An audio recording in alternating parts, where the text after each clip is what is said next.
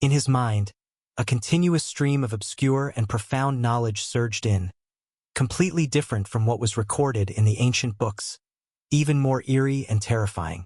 After a full half-hour, Lechika was drenched in sweat, and the transmission of knowledge in his mind finally ended.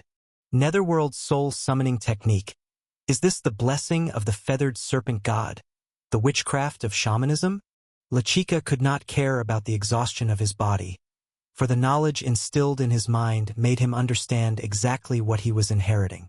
Using Yin blood as a guide, soul as a hook, to captivate myriad souls, Lechika's face turned slightly pale, because the knowledge contained not only the basic breathing technique for absorbing spiritual energy, but also a kind of ghost summoning technique, which was particularly eerie and terrifying, far beyond the imagination of ordinary people. No, just relying on myself won't prevent what happened to my parents. I must master this extraordinary power. But soon, Lechika gritted his teeth, as he desperately needed power now. Otherwise, he would have no way to resist the powerful national institutions. Thinking of this, Lechika sat cross-legged on the ground, according to the method of the Netherworld soul summoning technique, closed his eyes, concentrated, and meditated. Indeed, he felt an energy from the air flowing into his body, refreshingly and without restraint, rejuvenating his previously exhausted body, greatly improving his spirit and fatigue state. This is what the Jekka group calls spiritual energy. Then this black, could it be the evil chi recorded in the Netherworld soul summoning technique? Gradually, Lechika, besides sensing the spiritual energy in the air, could feel the swirling eviling chi. Even feeling the ground beneath his feet was breathing, the flowers, grass, and trees exuding a vigorous life force. Rustle. Inside the house, some birds unknowingly flew to the window sill, while outside, a large number of cats and dogs squatted in rows. This was not due to the Netherworld soul summoning technique, but purely because of Lechika's innate Taoist body. The innate Taoist body is praised as the darling of nature. The power of this constitution is remarkable. Even if just beginning cultivation, it already shows extraordinary qualities. When one circulation of cultivation concluded, Lechika opened his eyes, shocked by the situation before him. Birds were squatting on his head and shoulders. Surrounding him on the open ground were cats and dogs, all quietly wandering around him.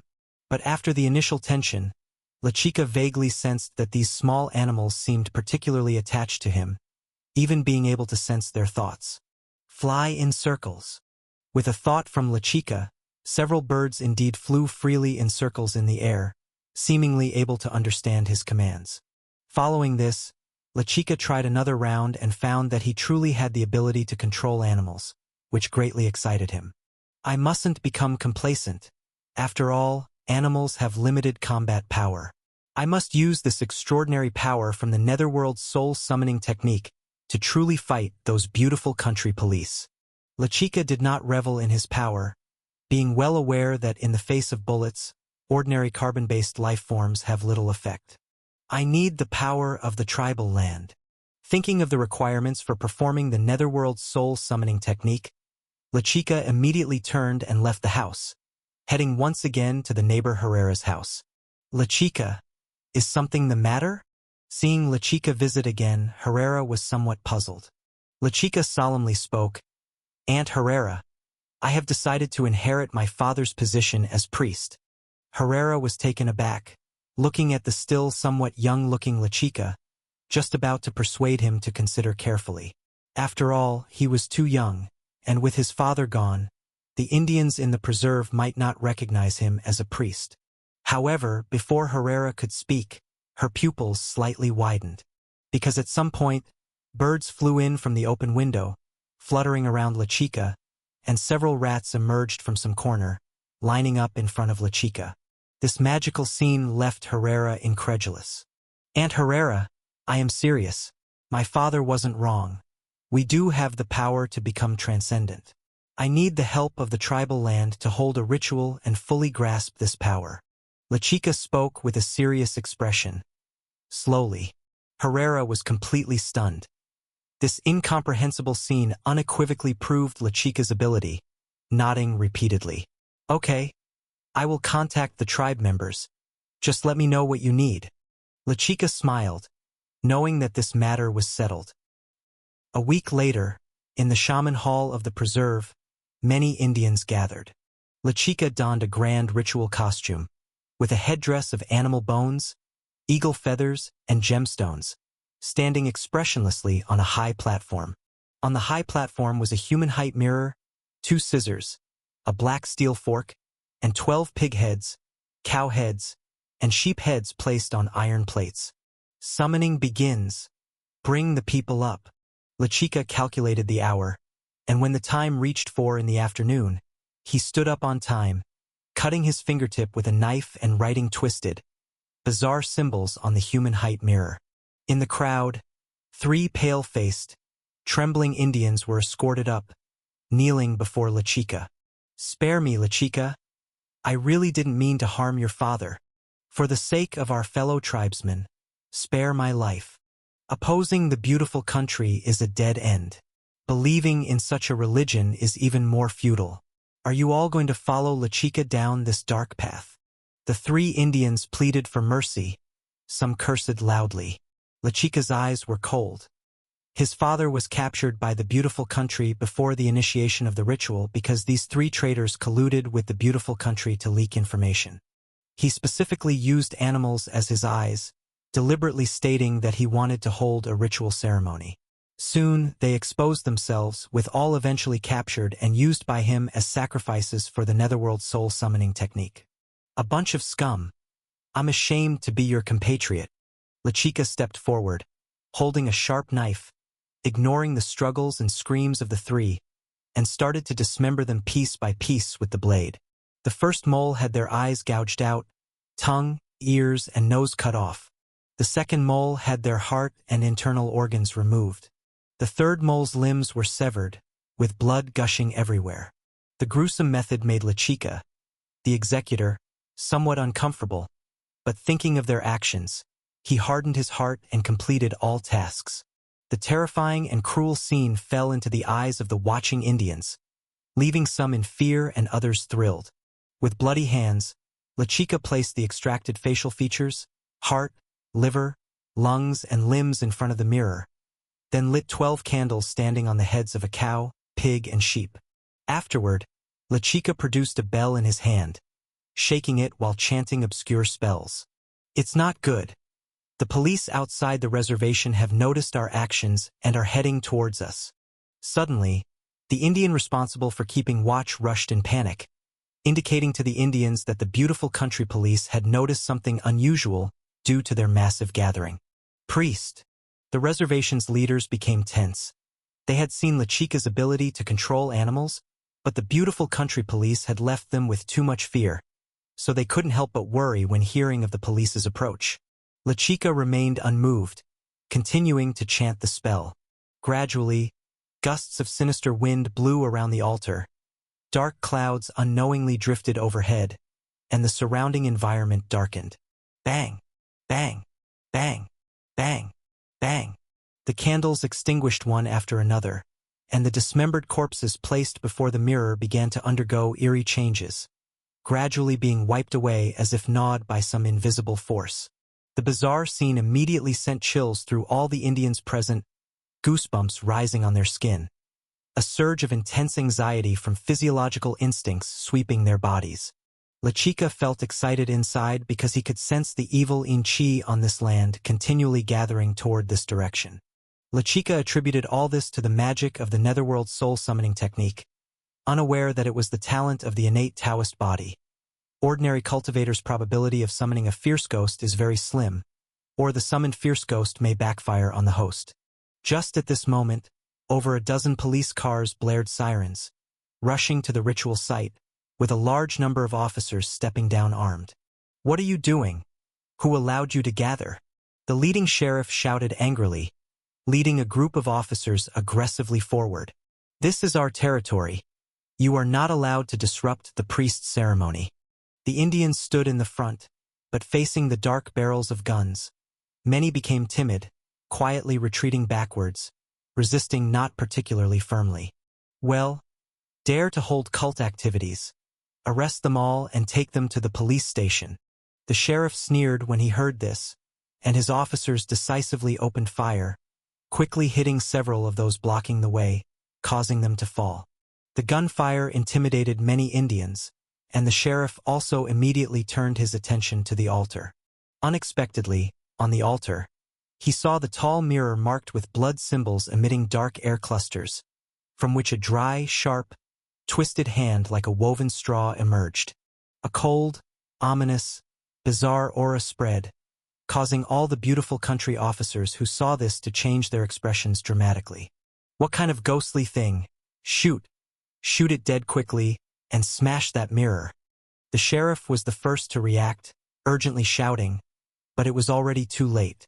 Ka-ka-ka. The original mirror automatically cracked, and a grotesque eerie figure appeared before La Chica. It stood 2 meters tall, its entire body made of straw, topped with a worn-out straw hat, draped in a dirty raincoat, and its limbs in a strange twist. It was a scarecrow. This was a newly born first-grade fierce ghost initially incubating in the land of evil, prematurely birthed due to the netherworld soul-summoning technique. In the next instant, countless bullets fired, striking the scarecrow, scattering straw, yet completely incapable of utterly destroying this fierce ghost. "Kill all these cops." La Chica's eyes were fierce as he commanded the scarecrow. Swoosh! Almost as soon as the words were spoken, the scarecrow originally guarding La Chica suddenly moved, opening its twisted limbs as if embracing something. The previously flying straw slowly floated into the police's ranks, disappearing bizarrely at the touch with officers. In the next second, these officers trembled, clutching their bellies, screaming miserably, mouth, nose, eye sockets, ears spewing numerous densely packed dry straws, followed by their limbs, then their skin. In just a few seconds, more than a dozen scarecrow figures in police uniforms appeared at the scene. "Avoid those straws." Someone realized where the problem lay, quickly retreating from the falling straws in comparison to the sky.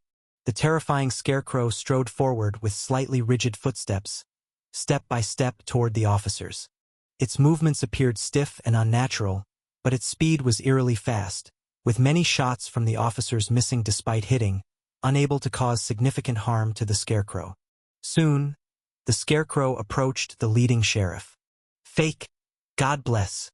The sheriff was terrified upon seeing the frightening scarecrow standing before him, dropped his pistol, quickly grabbing the crucifix hanging around his neck in hopes of saving his life. The terrifying scarecrow's mouth cracked open, and during its gaze with the sheriff's body bent from the waist, folded into 2 halves with the back of his head touching his heels. Crack! Crack! The terrifying scarecrow's head rotated 180 degrees, and the expressions of the police facing it became rigid, their heads uncontrollably rotating. "No, no, don't. God! Save me. I can't control my neck." These officers remained conscious but couldn't control their bodies, only able to watch helplessly as their necks twisted under invisible forces, cervical bones snapping with brittle sounds, ultimately turning their heads 180 degrees, facing backward, corpses falling one after another, dying miserably. "This is a devil crawling from hell. We can't win. Run, quickly run, and get the priest to come. Indians really have witchcraft. We've been deceived." This eerie, chilling scene utterly broke the police's psyche, making everyone scramble to flee, losing the courage to resist. Yet, the terrifying scarecrow did not spare them because La Chica's order was to kill all of them. The terrifying scarecrow paced stiffly, chasing them unhurriedly, with officers falling constantly, becoming sacrifices to the fierce ghost, none able to escape the scarecrow's judgment. In the end, even the 2 who managed to reach a police car turned into rigid scarecrows under the effect of the strange power, spewing straw from their mouths. The entire fight lasted less than 10 minutes, with not one of the incoming police surviving. Witnessing this scene, the Indians were dumbfounded, looking in fear at the returning scarecrow and La Chica's figure. La Chica looked at the bodies scattered everywhere, feeling somewhat uneasy inside, but never regretting doing this. If not for the summoned fierce ghost, he would have been the one to die, and he didn't think those police would show him mercy. This is extraordinary power, a power belonging to the inhuman. Lechika stepped before the scarecrow, gazing at the first fierce ghost he summoned, his eyes becoming extraordinarily resolute. While this is merely a first-grade fierce ghost, the Netherworld soul summoning technique can continue summoning ghosts, already enough for him to complete his plan. After leaving the Prague Reserve, strewn with corpses, Lechika headed back towards the city of Santa Fe in New Mexico. I don't have much time left. I must reach Santa Fe before the beautiful country reacts. It was the Santa Fe police headquarters that took my parents. I need to find out their whereabouts.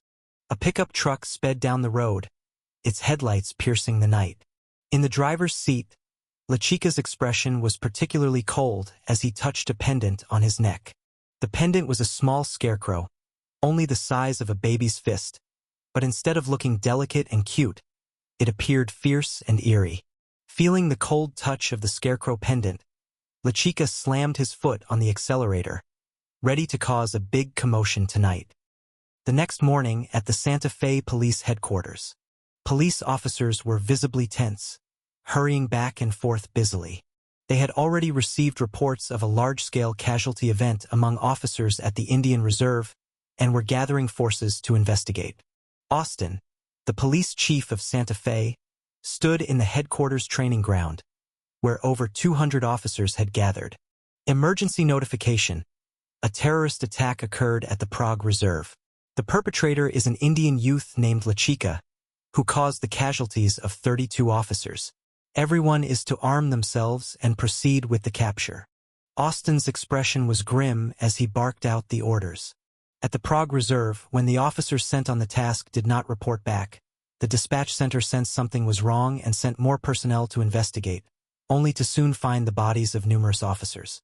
The situation was then reported back to Santa Fe. When he received the news from Prague, he felt as though the sky had fallen. Losing 32 officers in one incident, even the mayor called to reprimand him. If he didn't handle it well, he'd have to step down immediately. This is FBI agent Sigia, who will work with us in the operation. Austin gestured with his hand, and Sigia, dressed in an FBI uniform, came over. Ladies and gentlemen, the perpetrator we are dealing with this time is extremely dangerous and likely possesses extraordinary powers. However, I have informed headquarters, and the National Guard will soon join the capture mission. Sigia held a photo of Lechika, displaying it to everyone present. For the past few days, he had been actively tracking Lechika's whereabouts, only to receive news of Lechika opening fire in the Prague Reserve before even locating him. Of course, Sigia was not concerned about that, but rather the extraordinary powers Lechika displayed. The photos and videos taken at the scene, along with testimonies from the Indians, and the officers' bodies turned into scarecrows, all proved that Lechika possessed powers beyond those of humans, akin to the extraordinary powers frequently appearing in the East. This excited Sigia greatly, as he could foresee the tremendous benefits and credit he would receive once Lechika was captured. Extraordinary powers? Is it true? Is today April Fool's Day? I heard about the situation at the Prague Reserve. The scene was unbearable to look at, not something humans could have created. I heard that Lechika summoned demons from hell. There was much discussion among the officers below, but with the KU group's release of news about the extraordinary, most found it plausible, making everyone present inevitably tense. No need to be nervous. The perpetrator, even if he summoned a ghost, is still just a human. Besides, we have Father Evan. Austin called over a priest, the priest of the largest church in Santa Fe, St. Michael's Church. The principle of using magic to defeat magic is well understood by everyone. Upon learning that Lechika summoned ghosts, Austin and Sigia discussed and specifically invited Father Evan to step in and exorcise demons when necessary. The Lord will stand with everyone. Light will prevail. Evan held a Bible in his left hand and a bottle of holy water in his right, followed by several nuns, making quite the serious vow. Everything depends on Father Evan. Austin went up to shake hands with Evan, displaying great enthusiasm. It's our duty. As servants of God, we are obliged to drive demons back to hell when they wreak havoc on earth. Evan nodded confidently, but in reality, He was more nervous than anyone. While he might fool others about his real abilities, he couldn't fool himself. To say he had performed exorcisms a few times, but those so-called possessed by demons were often just cases of mental illness, nothing related to extraordinary powers. This time, facing a potential encounter with a real extraordinary enemy, saying he wasn't nervous would be a lie. However, with LaChica having already killed so many officers, he had become a thorn in the side of the New Mexico state government, and with the police wanting to capture him, the mayor and governor applying pressure, and the FBI needing to act, he couldn't refuse the police's invitation and had to come along. Everyone move out and set up blockades around the area. LaChica is now on the run, and we cannot let the enemy who killed our colleagues escape from New Mexico. Austin, unaware of what was on Evan's mind, gave the order, and a large number of officers turned to leave. The first officer to reach the edge of the training ground pulled open the gates and, after taking a few steps outside, smelled a strong stench of blood. Following this, several bodies of officers laying in pools of blood, twisted beyond recognition, came into view. The bodies were filled with terror, as if they had witnessed some horrific presence moments before death. "Oh my God!" The officer had just screamed when a straw-woven head dangled from the ceiling, locking eyes with him. In that moment, his limbs twisted into a pretzel-like shape, and his body contorted like a twisted screw, over and over. His face, frozen in an expression of terror, remained incredulous even in death. Shoo! The terrifying scarecrow jumped down from the ceiling and walked into the training ground. The Santa Fe City Police, having just finished a round of instructions and preparing to leave, suddenly saw the frighteningly sinister figure of the scarecrow. "Fake! What the hell is this? A moving scarecrow? Scarecrow, our target seems to have summoned a scarecrow demon. LaChica should be nearby. Is he really here to throw himself into our net?" The officers were shocked as they looked at the terrifying scarecrow. Many were still in a daze, not expecting their target would dare come to the police headquarters to surrender. Without first-hand experience of the fierce ghost's power, they were unaware of the gravity of the situation. While most of the officers were still stunned, the terrifying scarecrow did not pause for a moment. Under countless pairs of eyes, the scarecrow twisted its own neck. Suddenly, the heads of over a dozen officers were twisted by an invisible force. Accompanied by the snap of neck bones breaking, they quickly became corpses. The appearance of over 10 corpses shocked the Santa Fe City Police into realization, their faces drastically changing. "Open fire! Blow this ghastly thing to pieces." In fear, one officer after another drew their handguns from their waists and, employing American-style quick draw, emptied their clips into the terrifying scarecrow at the fastest possible speed. Bullets rained down like a torrential storm, but the scarecrow did not stay in one place, instead moving with seemingly rigid yet incredibly swift movements. Wherever it passed, straw scattered everywhere, leaving behind dead officers whose bodies were either twisted in death or transformed into fresh, flesh and blood scarecrows. Meanwhile, a large number of bullets landed on the scarecrow. In attempting to capture the dangerous LaChica, many officers were equipped with submachine guns, semi-automatic rifles, and fully automatic rifles, unleashing a fierce barrage of metallic bullets. These clustered bullet storms hit the scarecrow, creating hole after hole. Though the straw within would slowly fill them, it clearly could not keep up with the rate of destruction. "Everyone take turns changing clips. Maintain the fire output. We must catch LaChica this time." Sigia watched the terrifying scarecrow rampage through the scene, feeling, besides fear, more excitement and exhilaration. Catching LaChica and uncovering his secrets, the beautiful country could mass-produce such terrifying ghosts, greatly enhancing its national strength. Shoot this son of a bitch scarecrow to pieces. Tear it apart limb from limb. Austin waved his handgun wildly, shouting spittle, yet dared not approach, only shrinking behind the police force.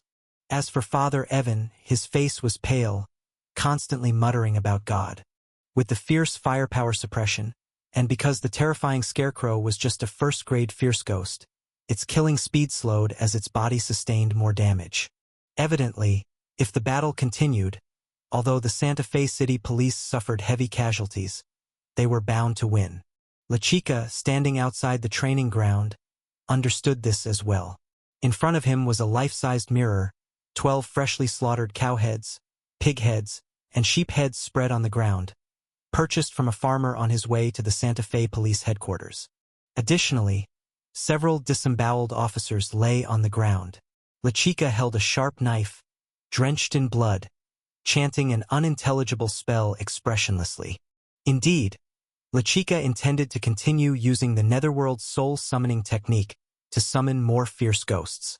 In blood and bones, the living soul burns like fire, hell calls and opens. His spiritual power drained instantly. An eerie wind howled, the mirror stained with blotchy blood, carrying a strong odor of decay. Strands of black hair emerged from the mirror, writhing like snakes. Wait, this is not good. La Chica's expression changed dramatically. He initially intended to summon 2 first-grade fierce ghosts, but he overlooked the abundant fear energy exuded by the large number of officers on scene.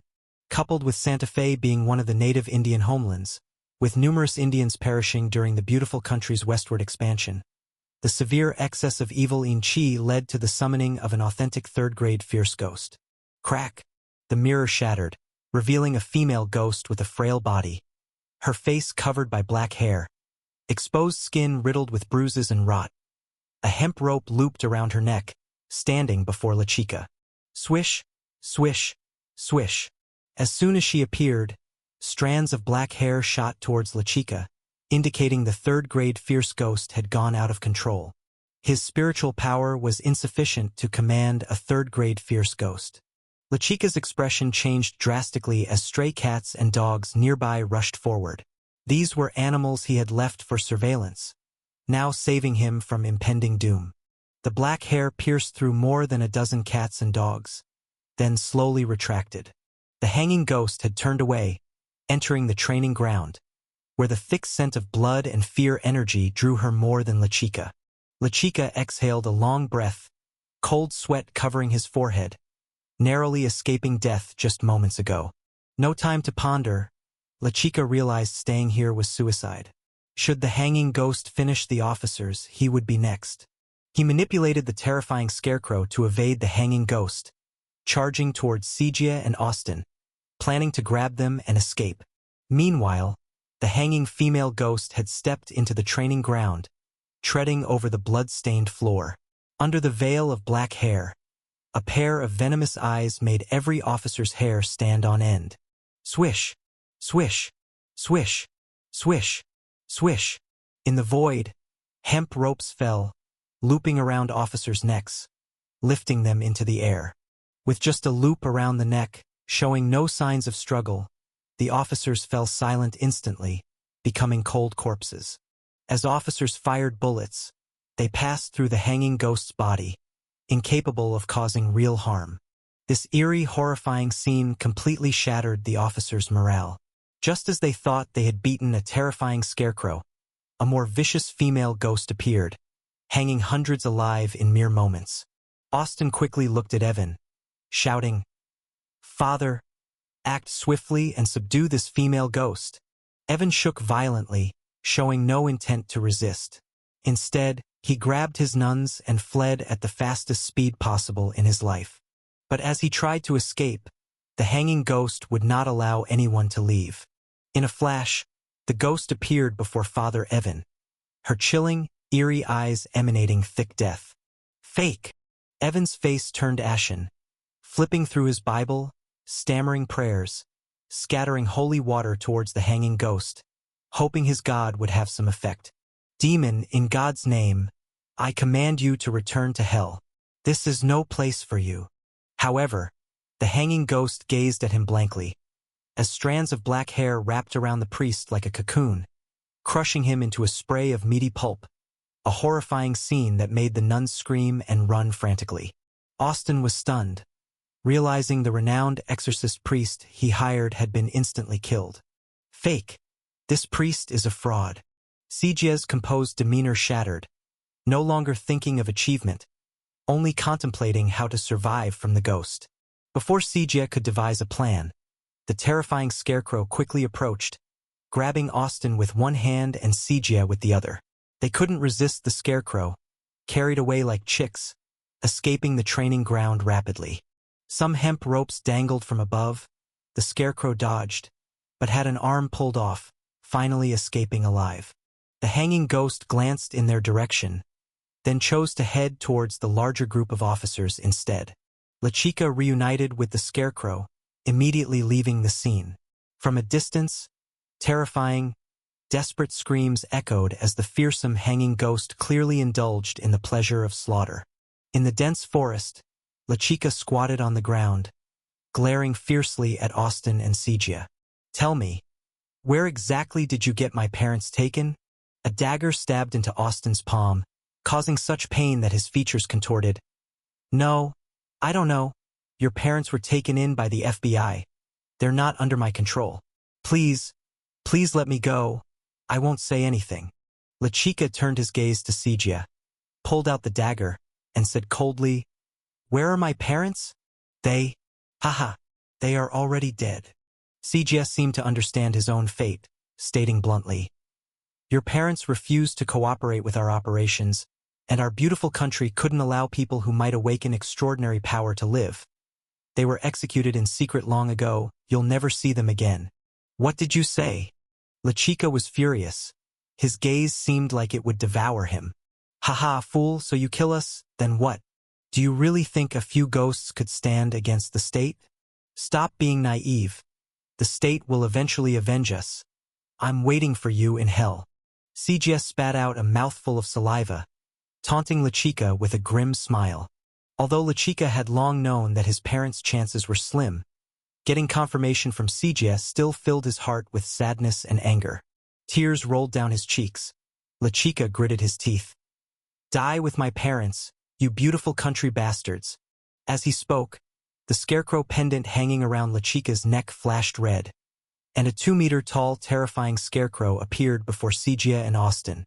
The terrifying scarecrow pressed its fingers on their heads, and straws began to sprout and grow inside their bodies, burrowing through their flesh, causing excruciating pain that had them rolling on the ground, howling non-human cries. It tormented them for over an hour before LeChica let them breathe their last, venting his grievances.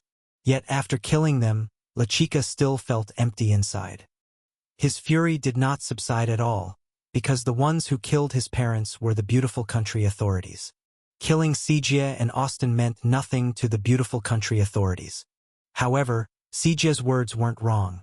In the face of national power, trying to oppose the entire country with his own strength was like smashing an egg against a rock. Very few countries in the world could stand against the beautiful country. By the 21st century, only the JECA Group had defeated the beautiful country, sinking its proud aircraft carrier combat group. "I don't have the power to get JECA Group's help. I can only rely on my own strength." LeChica clenched his fists, racking his brain for ideas, but ended up sitting dejectedly on the ground, taking out his phone to gather online news and check on the situation in Santa Fe. He hadn't forgotten, although he had left, that the hanged female ghost was still left in Santa Fe. Sure enough, just a casual search brought up a plethora of related news and videos online. Some of the videos showed many Santa Fe residents with ropes around their necks, hanging from street lamps, ceilings, and billboards, swaying back and forth in the wind. There were also videos of the beautiful country's military moving into Santa Fe, with a large assembly of the National Guard and tanks and armored vehicles lined up in long queues. From cell phone footage by some Santa Fe residents, fierce tremors erupted within the city, with the roar of gunfire continuing ceaselessly. Fake demon. A demon has appeared in Santa Fe. She hangs everyone she sees. Where's the priest? Where's the church court priest? Hurry up and exorcise.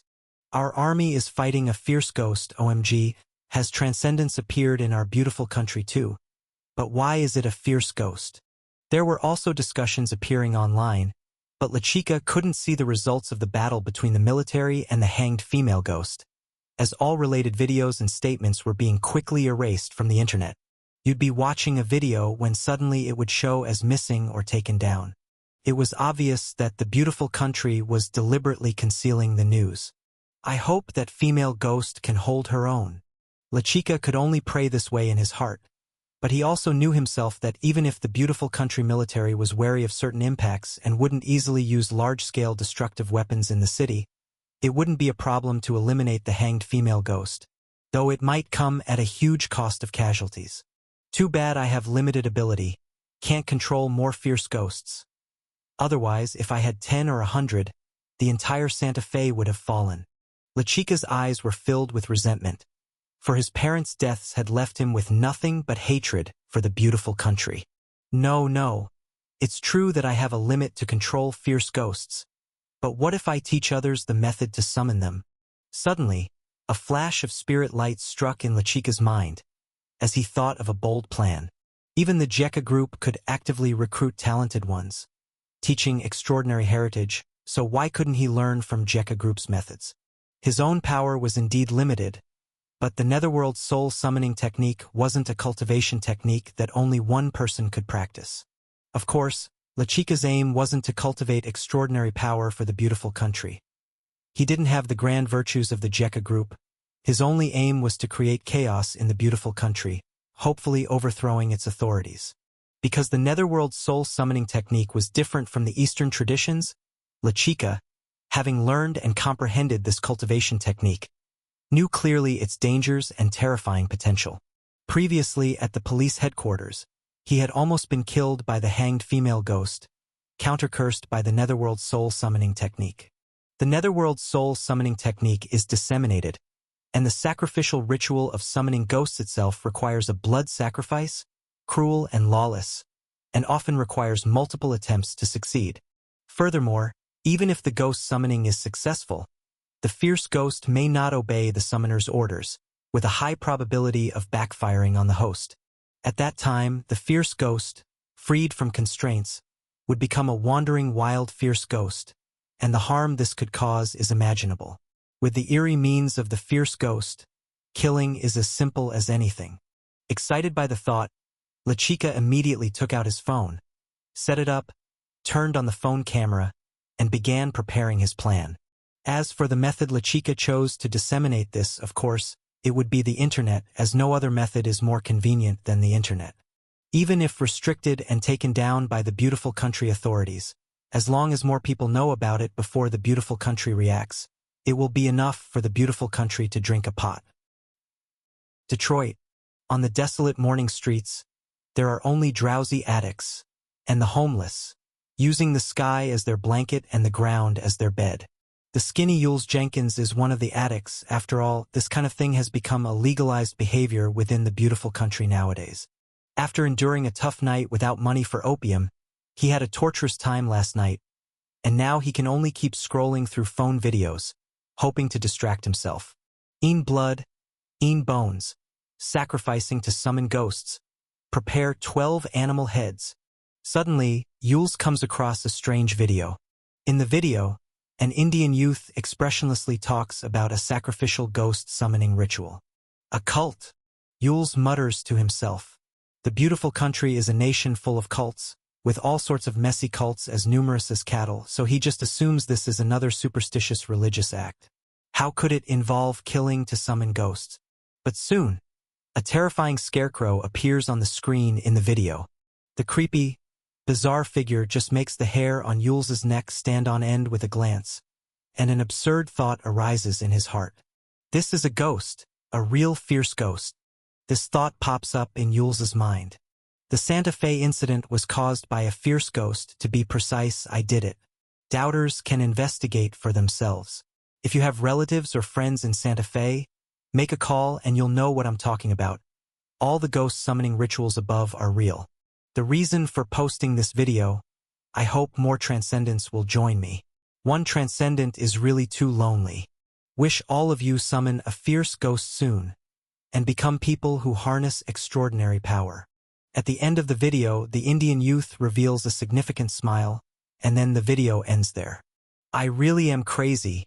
How could there be ghosts in this world? Jules's gaze is still fixed on the phone screen, despite what he says. His hands act beyond his control, dialing a call. His cousin is studying in Santa Fe. 10 minutes later, Yules hangs up the phone, with a look of utter shock. From his cousin's mouth, he learned that Santa Fe is really haunted. If I had a fierce ghost, then wouldn't I? Yules's eyes flash with ferocity as he draws his gun from his waist, looking towards the homeless on the street. Everyone knows that when addicts have a craving, they will do anything to get opium. 5 days later, in the middle of the night, in a grimy apartment within an old residential area, Yules, panting heavily and with blood-stained hands, cuts open the last corpse and removes the internal organs. By now, 3 homeless corpses lay on the ground, all killed by him in various ways and secretly transported back to the apartment, becoming sacrifices for ghost summoning. Anyway, there are too many homeless people in the beautiful country, and nobody would file a report or investigate deeply if a homeless person went missing. During these past days, Yules has cultivated the netherworld ghost summoning technique, and has truly felt the presence of spiritual energy, which also makes him completely certain that all that was said in the video is true. This is also why Yules's actions are so extraordinary. Being able to grasp true extraordinary power makes killing a few homeless nothing. Moreover, this isn't the first time he has killed homeless people. The first 2 summoning attempts failed. This is his 3rd try, meaning 9 homeless have already died at his hands. Lighting candles in front of rows of ox heads, pig heads, and sheep heads, Yules stands in front of a full-length mirror and begins chanting an awkward spell as instructed in a past video. As the spell is recited, a cold wind arises indoors out of thin air, and the room's temperature drops 7 or 8 degrees, chilling enough to make one shiver. Snap! Crack! The internal organs placed before the mirror begin to disappear bit by bit from the air, seemingly being gnawed by unseen beings. The 12 animal heads visibly decay, and candle after candle goes out. Seeing this scene, Yules becomes more certain that ghost summoning is real, and his previous failures were just bad luck. Crunch! The person-sized mirror begins to crack, and on its fissured surface, a tall, slender shadow wearing early 20th century attire and a top hat walks leisurely from within.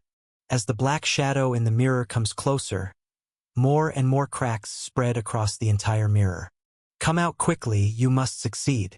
Yules's eyes are aflame with excitement, clenching his fists in nervousness. Finally, before the mirror completely shatters, the tall, thin black figure steps from the mirror into reality, appearing before Yules. An 8-foot-tall skeletal frame wrapped in tattered black suit, its head touching the ceiling, arms hanging past the knees, each joint like elongated plaster cast models. A face so pale it's almost blue encasing 2 pure black pupils. Haha! A ghost? A real ghost? I have summoned a real fierce ghost.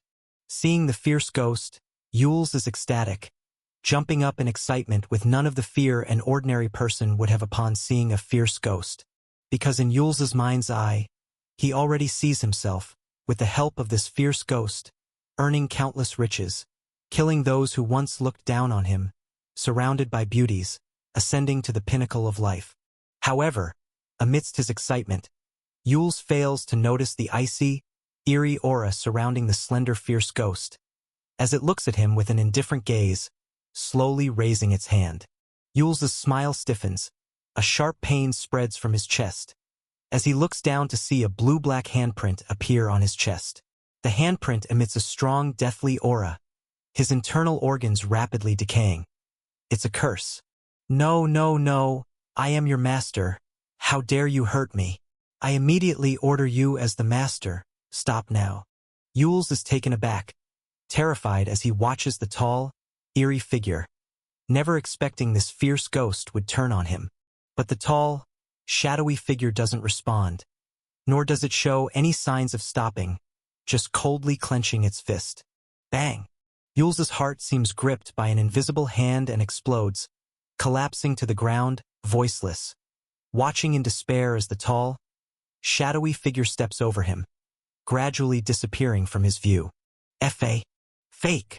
Before his consciousness fades, Yules finally understands why the Indian youth in the video smiled meaningfully at the end.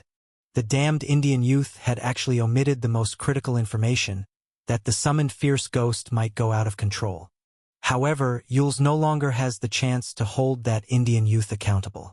The fierce ghost he summoned, intending to rely on it for wealth and honor, instead became the first victim in its hands. As the tall, shadowy figure leaves the apartment, it appears in the hallway.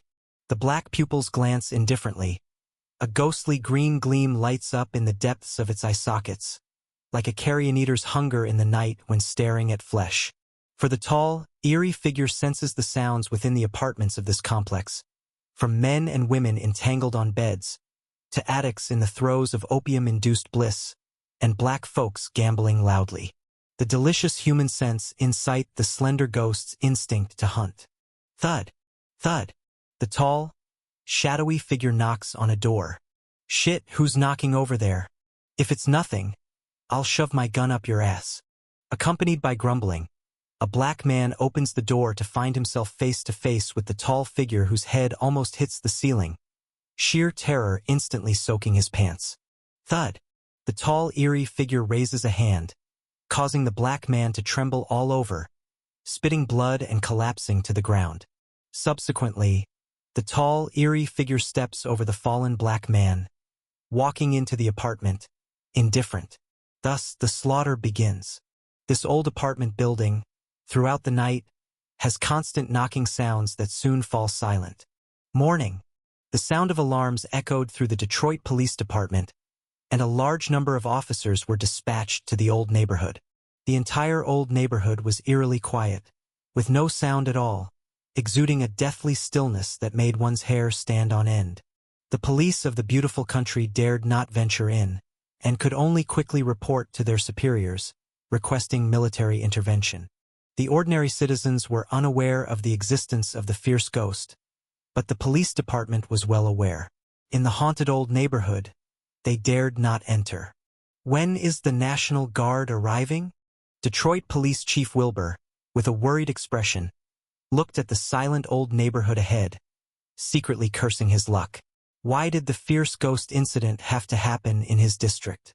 If not handled properly, his career was at stake. The 6th Infantry Division of the National Guard's 3rd Brigade has already set out, and is expected to arrive at the scene in 30 minutes. The officer on the side reported the latest situation. With the lessons learned from the Santa Fe incident, regular police faced severe firepower deficits when confronting fierce ghosts, and would likely be lambs to the slaughter. Wilbur breathed a sigh of relief. As long as the National Guard arrived, he could hand this mess over to them, and whatever happened next would be none of his business. Just as Wilbur was thinking this, rhythmic footsteps suddenly echoed from the previously silent old neighborhood. Under the tense gaze of the police, a tall and thin ghostly figure, wearing an old-fashioned suit from the previous century, slowly walked out. It's a ghost, a fierce ghost. At the sight of the thin, ghostly figure, a commotion erupted among the officers. The terror of the fierce ghost had been unmistakably displayed during the Santa Fe incident. Bang! Bang bang! Already on edge, one of the officers pulled the trigger, and the sound of gunfire immediately set off a chain reaction.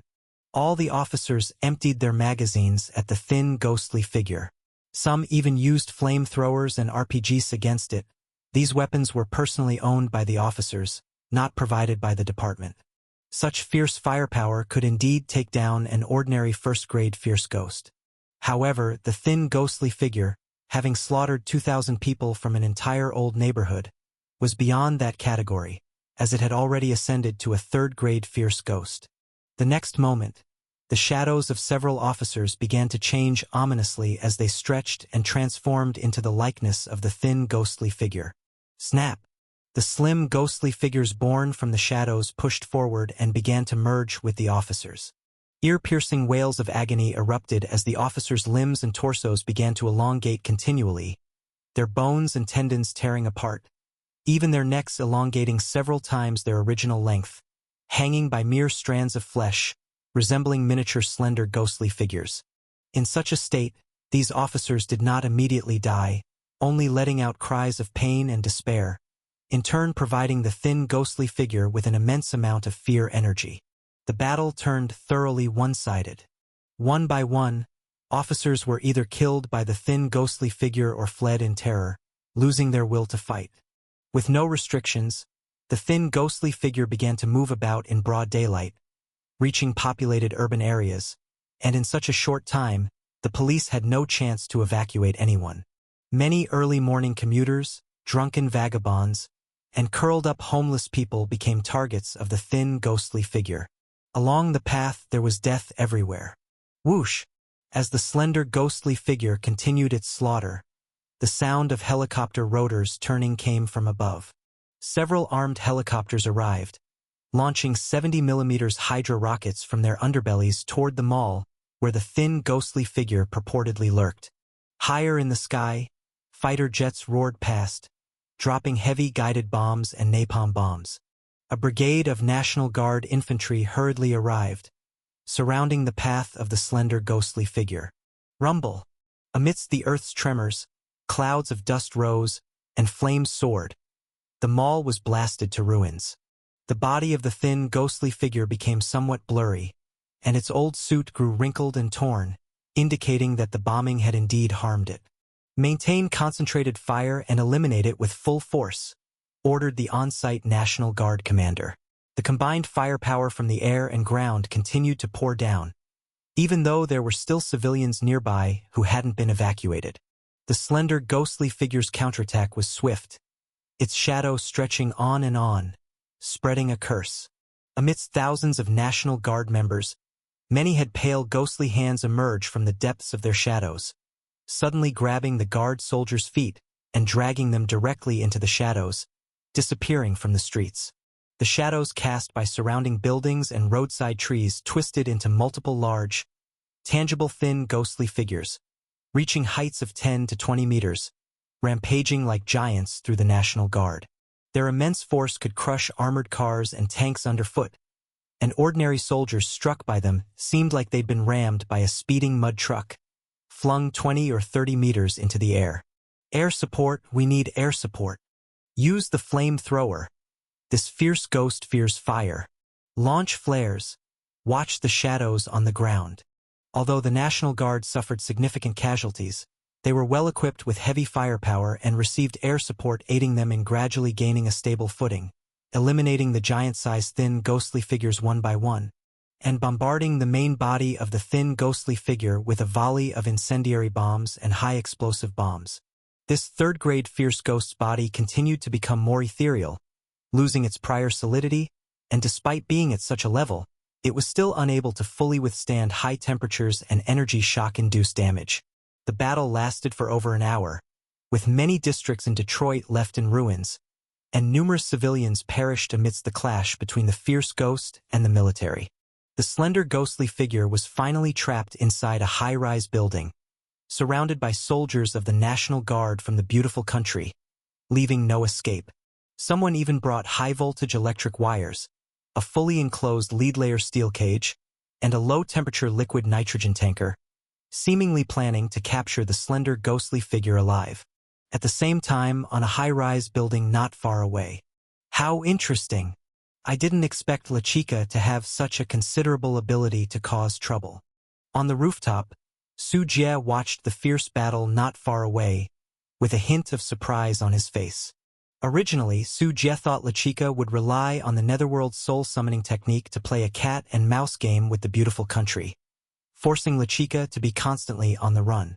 Unexpectedly, La Chica chose to actively spread the Netherworld soul summoning technique, stirring chaos in the beautiful country, making them weary of running around. Although Su Jie hadn't seen it with his own eyes, La Chica's heavenly Dao fortune must have greatly increased by now, which also contributed to the transcendent spread of Blue Star. Well then, let's see how far he can go and what surprises he can bring me. My dear, make your move. You can play around with this land as you wish. Su Jie chuckled softly, looking at the slender ghostly figure trapped in the building, surrounded by soldier corpses, under intense gunfire bombardment. The slender ghostly figure stood in the hall, with strands of fear energy circling, flowing into its body. As the fear energy circled, the resentment on the slender ghostly figure intensified, emitting a chilling and eerie aura, using the fear energy to heal body injuries. This fierce ghost has decent potential. A lazy voice came from the air, and Han Ruyan's figure emerged from the void. As the ghost bride appeared, patches of dark clouds rapidly formed, turning the daytime sky of Detroit into darkness. The slender ghostly figure's cold and venomous eyes were fixed on the National Guard outside, just about to move when it suddenly shuddered, as if seeing something even more terrifying, and its legs gave way, kneeling to the ground with a thud. It sensed Han Ruyan's presence, and the in-chi of a 9th-grade fierce ghost can already cause changes in the weather. To a fierce ghost, Han Ruyan at this moment was as dazzling as the sun.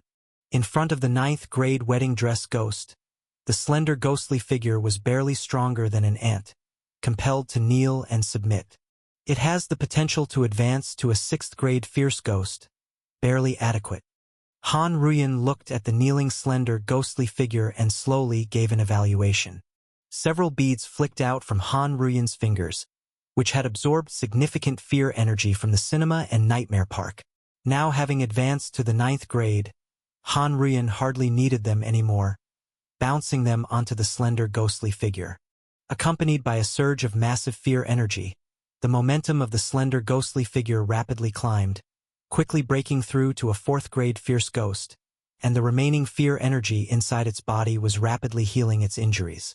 Han Ruyan then raised her palm, and the eviling chi within 1,000 miles begun to surge violently, with the cursed power of the ghost bride continually spreading, merging into the evil chi.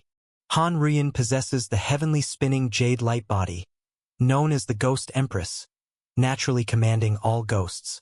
After advancing to the 9th grade, she can easily change a country's earth evil in chi pattern. Currently, the substantial earth evil in chi within the beautiful country is affecting the gestating fierce ghost embryos, which, under Han Ruyan's curse, start forming rapidly. In nearby Detroit, one fierce ghost after another began to resurrect, descending on the land when they should have only appeared years later. Further away, influenced by Han Ruyan's curse, various ghosts will also resurrect within the beautiful country's territory within the next year. Visibly, a purple heavenly Tao fortune from Blue Star appeared above Han Ruyan's head, its scale climbing step by step, and the heavenly Tao fortune above Su Jie's head did the same. Clearly, the heavenly Tao of Blue Star recognizes fierce ghosts as part of the spiritual energy recovery, regarded as a beneficial supplement under Blue Star's rules, thus encouraging this large-scale supernatural revival without reservation. Why did it suddenly become dark? Reports didn't indicate this fierce ghost had the ability to affect the environment on a large scale. Could there be other fierce ghosts? Start searching immediately. Report: helicopters have identified a suspicious target on the rooftop at 3 o'clock direction. Requesting permission to attack. Permission to attack. Several missiles launched by fighter jets raced toward the rooftop where Han Ruyan stood. Meanwhile, a large group of soldiers approached Han Ruyan's rooftop, encircling it. Han Ruyan glanced in the direction of the incoming missiles, and in an instant, several missiles self-disintegrated in midair. Not only did the missiles disintegrate, but the tens of helicopters, fighter jets, and high-altitude drones also fell apart without taking a second. Looking down at the approaching National Guard with caution, Han Ruyan opened her right hand, letting a strand of black hair fall into her palm, and blew it gently outward. Swish, swish, swish, swish, swish. Invisible blades sliced through the void, shattering hundreds and thousands of buildings and skyscrapers like children's blocks tumbled with a slight push, collapsing with a roar. The original streets and concrete ground showed hair-thin, spiderweb-like cracks reaching tens of meters deep, with the concrete surface turning softer than cake. As for the thousands of National Guard soldiers, they disintegrated into a mess of flesh in a second, like dumplings stuffing chopped millions of times, the bloody meat paste covering the ground. Casually eliminating the audacious ants that dared to provoke, Han Ruyan withdrew her gaze, took a step, and followed Su Jie's silhouette, disappearing from the scene. At this moment, after completing the 4th grade fierce ghost promotion and recovering from injuries, the slender ghostly figure slowly rose from its knees. With no soldiers to threaten it and driven by instinct, It moved towards the most densely populated area of Detroit. With its power as a fourth-grade fierce ghost, unchecked, it would soon unleash even more terrifying bloodshed. By then, the fear emanating from humans would in turn strengthen and accelerate the promotion of the slender ghostly figure. Meanwhile, in various areas of Detroit, supernatural incidents began to occur. As if this place had become a paradise for fierce ghosts, dozens of supernatural incidents erupted in a short time, one after another. In just 3 days, the beautiful country had no choice but to completely abandon Detroit. The numerous supernatural incidents erupting in the beautiful country, along with Detroit's downfall, could no longer be hidden from the world, shocking everyone. A week later, hey buddy, the Netherworld soul summoning technique, $100,000 per copy, original and genuine. Interested? Guaranteed instruction. Just pay a membership fee of $19,999, and you can become a member of our Black Sheep Society, able to summon ghosts to protect yourself. Seeking fresh adult corpses. One for $30,000. On the beautiful country's internet, secret social circles and the dark web began to spread information about ghost summoning. Because La Chica was spreading the Netherworld soul summoning technique online, and with the fall of Detroit, the existence of fierce ghosts was confirmed. Many who saw the video might not initially take it seriously, but even if only a portion believed and acted on it, it would cause a significant storm. Cases like Yules's are not unique, as many, in search of summoning fierce ghosts and grasping extraordinary power, attempted reckless endeavors. There were also many who conducted ghost summoning rituals but completely failed to summon fierce ghosts.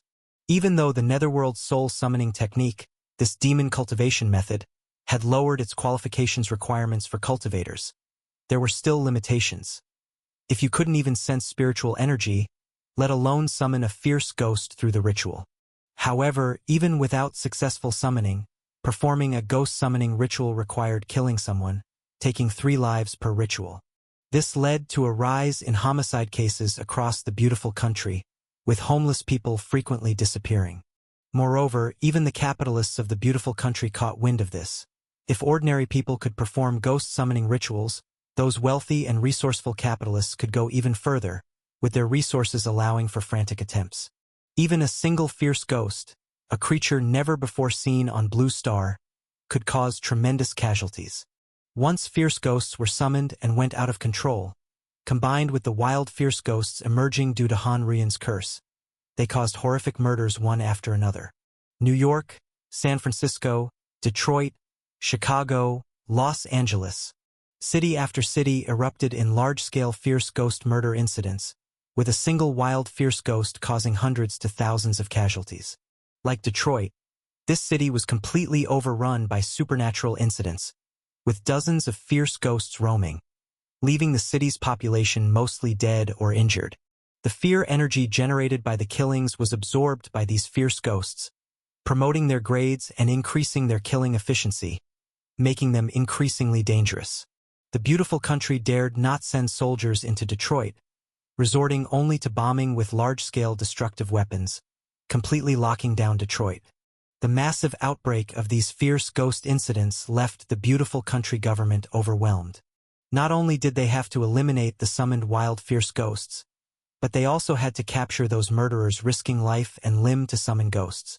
As for the ghost summoning actions of the major capitalists, what they were doing was beyond what the police could handle.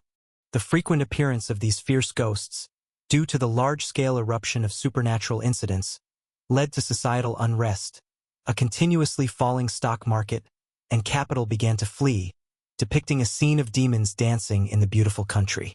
Especially with large-scale capitalists choosing to escape, taking away massive wealth and resources, it was undoubtedly a major blow to the beautiful country, where capital is king. After all, even capitalists fear death. They may be courting disaster by summoning ghosts, attempting to harness the power of fierce ghosts, yet they also fear being targeted by these ghosts themselves. Fierce ghosts' patterns of killing varied. No one could guarantee that they wouldn't become targets of these fierce ghosts. And as for ordinary people, they had no chance of leaving the beautiful country.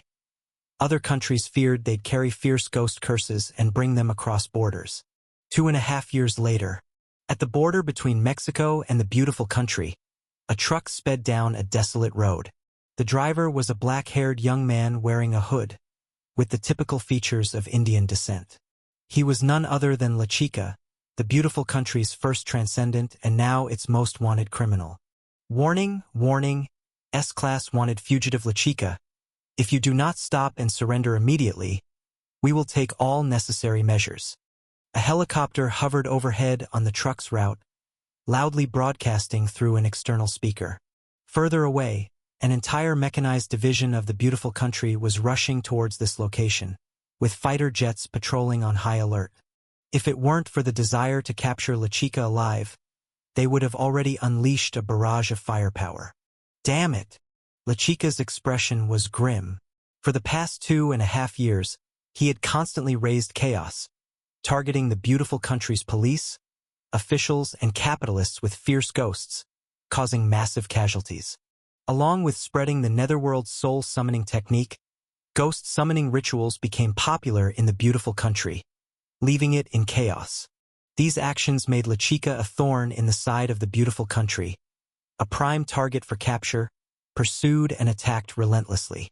As a result, La Chica could only keep hiding, yet a few days ago, he still slipped up and was discovered by the beautiful country.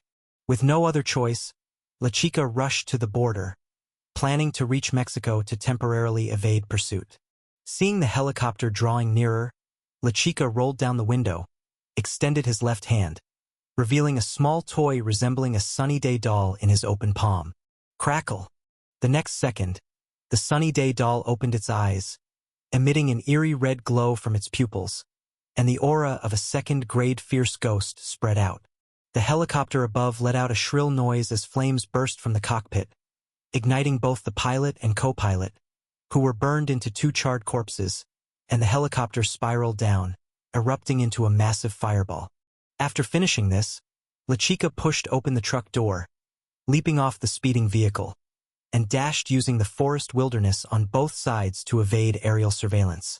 Almost immediately after La Chica jumped from the truck, an air-to-ground missile fired by a fighter jet struck it, blasting it to pieces.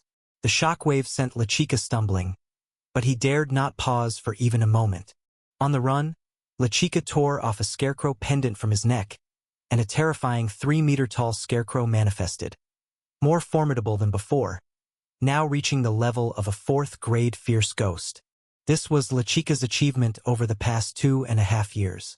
Using the netherworld soul-summoning technique, he had advanced his cultivation to the 10 levels of Yunling realm.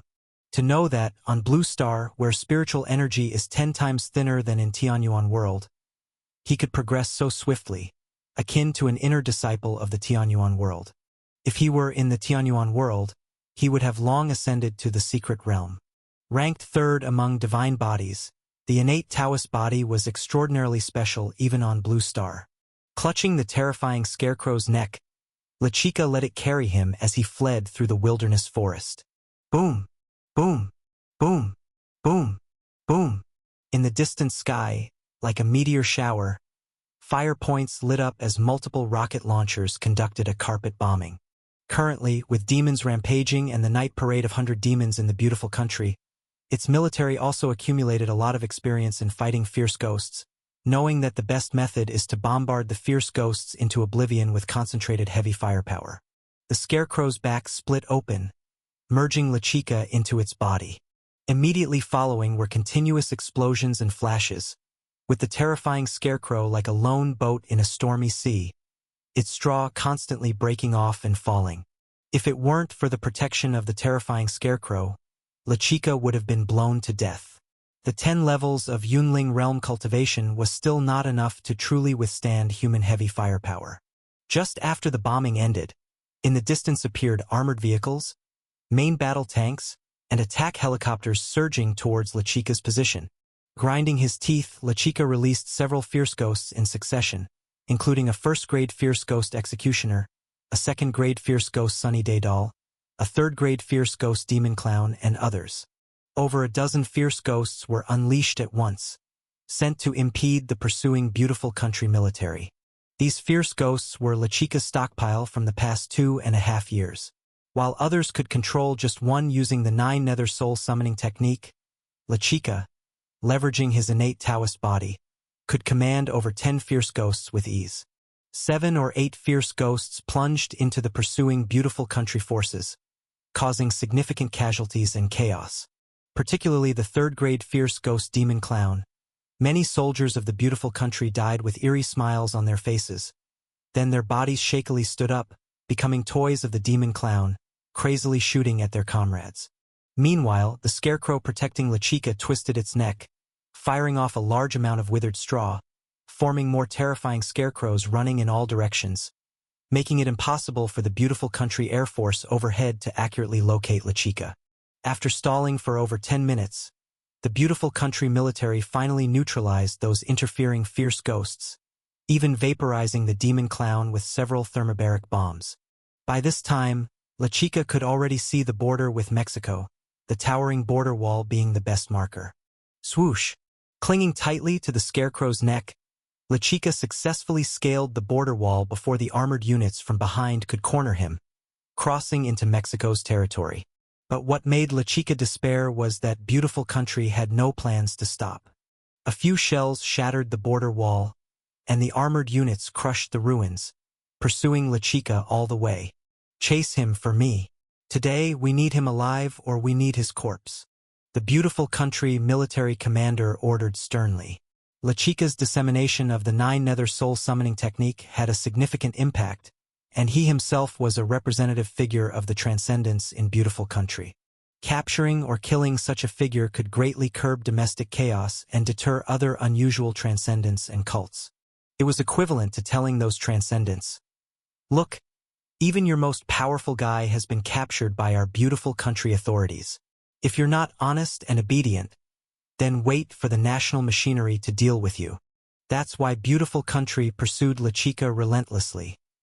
His identity was the best deterrent. Boom! A heavy bomb exploded, and the terrifying scarecrow was blown away. LeChica also bled from the mouth and nose, his internal organs damaged. The tank targeted LeChica's position, shooting several high-explosive bombs consecutively, and the 30mm caliber machine gun on the armored vehicle swept across like a red whip, sending dust and smoke flying from the ground. Countless explosions occurred around LeChica, and the fierce firepower didn't give LeChica a chance to breathe, cornering him with nowhere to escape. Sacrifice for survival. A missile from the distant forces hit LeChica, who couldn't dodge in time. LeChica had no way to escape. As he was being blown to pieces, the terrifying scarecrow distorted, transforming into LeChica's likeness, taking the deadly damage for him. He was safely unscathed, but the terrifying scarecrow was on the verge of falling apart, evidently unable to hold on after repeated bombings. Is it going to end here? LeChica's heart was bitter, initially thinking that Beautiful Country would take international impact into account, but they were clearly set on killing him. Just as LeChica was in despair, a few auroras flashed through the distant sky. In the next instant, within the Beautiful Country armored units chasing him, clusters of extremely hot blue halos erupted like volcanic eruptions. Terrifying blue plasma ravaged the ground, and armored vehicles and tanks were affected by the explosions. The solid steel was instantly turned into molten iron, flowing around freely on the ground. Steel couldn't withstand it, let alone humans, who were either directly melted or had their organs shattered by the shockwave. Even hiding behind cover, they would be roasted by the high temperature, curling up like cooked shrimp, their skin sticking to the scorching ground, dying horrifically. From above, the ground seemed to bloom with 9 blue rose bouquets, bringing intense heat and death, causing a massive casualty of 2,000 to 3,000 people. LeChica was blown away by the shockwave, his hair curled by the heat, but he disregarded the scratches on his body and looked up dazedly.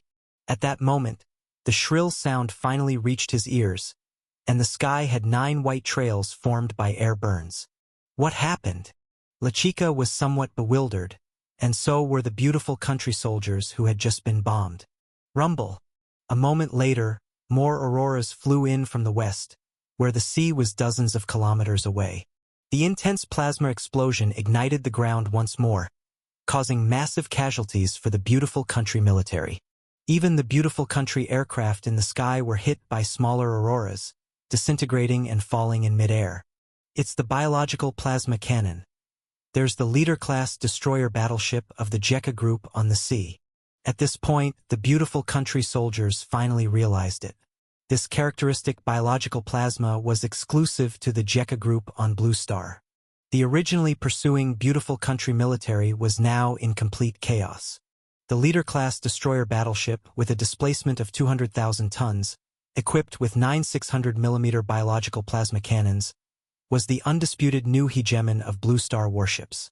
It was the appearance of the Leader-class destroyer battleship in the Ryukyu Sea battle that sank Beautiful Country's Roosevelt nuclear-powered aircraft carrier and Carl Vinson nuclear-powered aircraft carrier, severely damaged Washington and over 50,000 tons of other various warships, ending Beautiful Country's sea supremacy. Evidently, Jekka Group's submersible Leader-class destroyer battleship had arrived at the Mexican Sea area, using the 600mm caliber biological plasma cannon to bully their army. This battle was already unwinnable. Even nuclear-powered aircraft carriers couldn't withstand the main battery salvo of the biological plasma cannon, and their army appeared as insignificant as ants in front of this naval artillery, leaving colossal craters with no survivors. High up in the clouds, dozens of giant Luanyang airspace strategic bombers appeared, each over 100 meters long. Accompanied by falling black spots, the intense carpet bombing drove the Beautiful Country soldiers to cry and shout. Their morale completely collapsed. Everyone turned to flee. This battle was unwinnable. However, their attempt to escape was already too late. As white parachute flowers bloomed, fully armed Spider main battle mechas and genetic warriors landed, encircling all the Beautiful Country troops. Facing the renowned Spider main battle mechas and Jekka Group's elite Spider main battle mechas, these Beautiful Country soldiers had no courage to resist. They all shouted to surrender, dropping their weapons and raising their hands. "Oh my God! We surrender. Please don't fire. God! Don't kill me. We are willing to surrender. We demand to enjoy Geneva Convention prisoner treatment." These Beautiful Country soldiers trembled in fear under the targeting of 12-meter-high Spider main battle mechas. Even tanks could be blasted apart by a single shot, and the genetic warriors wearing biological armor also blocked their thoughts of fleeing into the forest. Playing jungle warfare against genetic warriors was not the way to die, even if one wished. "I am Morton, commander of the 7th Mechanized Infantry Division of Beautiful Country. I want to speak to your commander." An advanced officer in military uniform walked down from the command vehicle, feeling extremely furious, facing the guns pointed at him. "Our satellites captured your Leader-class destroyer battleship entering our territorial waters. Is your Jekka Group trying to start a war?" Miao Luan, wearing second-generation biological armor, came forward to Morton, sneeringly said, "What territorial waters? We're just exercising freedom of navigation. As mere losers, just accept reality." "You!" Morton's face turned livid. Miao Luan was using all those phrases from Beautiful Country. When Beautiful Country was still a sea hegemon, they loved talking about freedom of navigation the most. After Jekka Group became the new sea hegemon, they learned the essence of Beautiful Country, making one furious. "You say what you want. Your army dared to cross the border into Mexico, blatantly provoking the Mexican government and challenging our Jekka Group. I suggest you Beautiful Country think carefully how to explain this to us. If no compensation is made for this, Beautiful Country will be in big trouble. Then our Leader-class battleship will target New York, Los Angeles, and Washington." Miao Luan sternly stared at Morton, with chilling intent that the international community knew Mexico was Jekka Group's follower. So when Beautiful Country provoked Mexico, they were provoking Jekka Group. Morton's face turned various shades, as he also knew they were in the wrong for crossing the border. "This is a misunderstanding. Beautiful Country will make compensation, but we also have a requirement. That criminal must be handed over to us." Morton looked at La Chica, brought by several genetic warriors, still wanting to capture him for trial. La Chica's heart tightened, fearing Jekka Group might hand him over. "Haha, you have no bargaining qualification. We have decided, and if Beautiful Country disagrees, let's fight another battle." We don't mind sending you a Ryukyu's battle defeat again. Miao Luan sneered, feeling amused by Morton's naivety. Lechika was Beautiful Country's #1 wanted criminal, and anyone opposing Beautiful Country was sure to get support from Jekka Group. Lechika breathed a sigh of relief, astonished by Jekka Group's domineering stance. Only Jekka Group dared to speak to Beautiful Country in such a tone. Not only said it but directly fired the 600mm main cannon at Beautiful Country soldiers, leaving them defenseless. Morton wanted to say more, but Miao Luan was already too busy to listen to his nonsense, instructing to have him taken away, considering how much Beautiful Country might pay to ransom him. Miao Luan turned, looking at Lechika on the other side. "Thank you for your assistance, officer." In Miao Luan's view, Lechika immediately expressed gratitude for the rescue by the Jekka Group. He knew that the Jekka Group was the biggest threat to the Beautiful Country in international society, whether in economic, political, or military terms, constantly confronting the Beautiful Country. Though he himself had done quite a bit against the Beautiful Country, when it came to who was the biggest enemy of the Beautiful Country, he really wasn't on the list compared to the Jekka Group. A good strength. Not surprising you can stir such a great commotion in the Beautiful Country. Miao Luan first focused on the scarecrow pendant around Lechika's neck, then gave Lechika a thorough look. The scarecrow pendant slightly shivered, faintly emanating a wave. Lechika's heart was chilled, as Miao Luan possessed a unique strength that even made the terrifying scarecrow of the 4th grade fierce ghost feel a sense of dread. As he knew, Jekka Group's genetic warriors were categorized into the 1st and 2nd generations, and for one to instill such a sense of threat in him, could this man before him be a 3rd-generation genetic warrior? Lechika was indeed right. Miao Luan was a 3rd-generation genetic warrior modified after Su Jie advanced to the Purple Mansion realm. It contains Su Jie's holy bloodline. Most genetic warriors couldn't endure this modification, but those who could not only could wield a bit of power from the Blood Sea devouring sky demon skill, they could also harness the spiritual power in the air to unleash greater destructive force. "Follow me." Miao Luan gestured to Lechika as a Luanyang airspace strategic bomber landed, its dozens of translucent thin wings flapping as it hovered before Miao Luan. "Officer, where are we headed?" Lechika hesitated a bit, though knowing the Jekka Group likely wouldn't harm him. Otherwise, there wouldn't have been a need to rescue him from the Beautiful Country's military just now. "You want to overthrow the Beautiful Country, don't you?" Miao Luan glanced at Lechika and spoke indifferently. "Yes, the Beautiful Country killed my parents. I want those foreigners dead." Clenching his teeth, Lechika thought his identity was no secret to the Jekka Group, so there was no need to hide. "Relying solely on yourself, when will you accomplish this single-handedly? We can provide you with necessary guidance. Do you understand what a color revolution is? Do you understand peaceful transformation? What's your opinion on the breakup of Mao Bear?" While speaking, Miao Luan stepped into the bomber's fuselage. Lechika was stunned, having not studied these matters, quickly keeping pace like encountering a mentor's advice. Indeed, the Jekka Group had annexed several countries in Southeast Asia.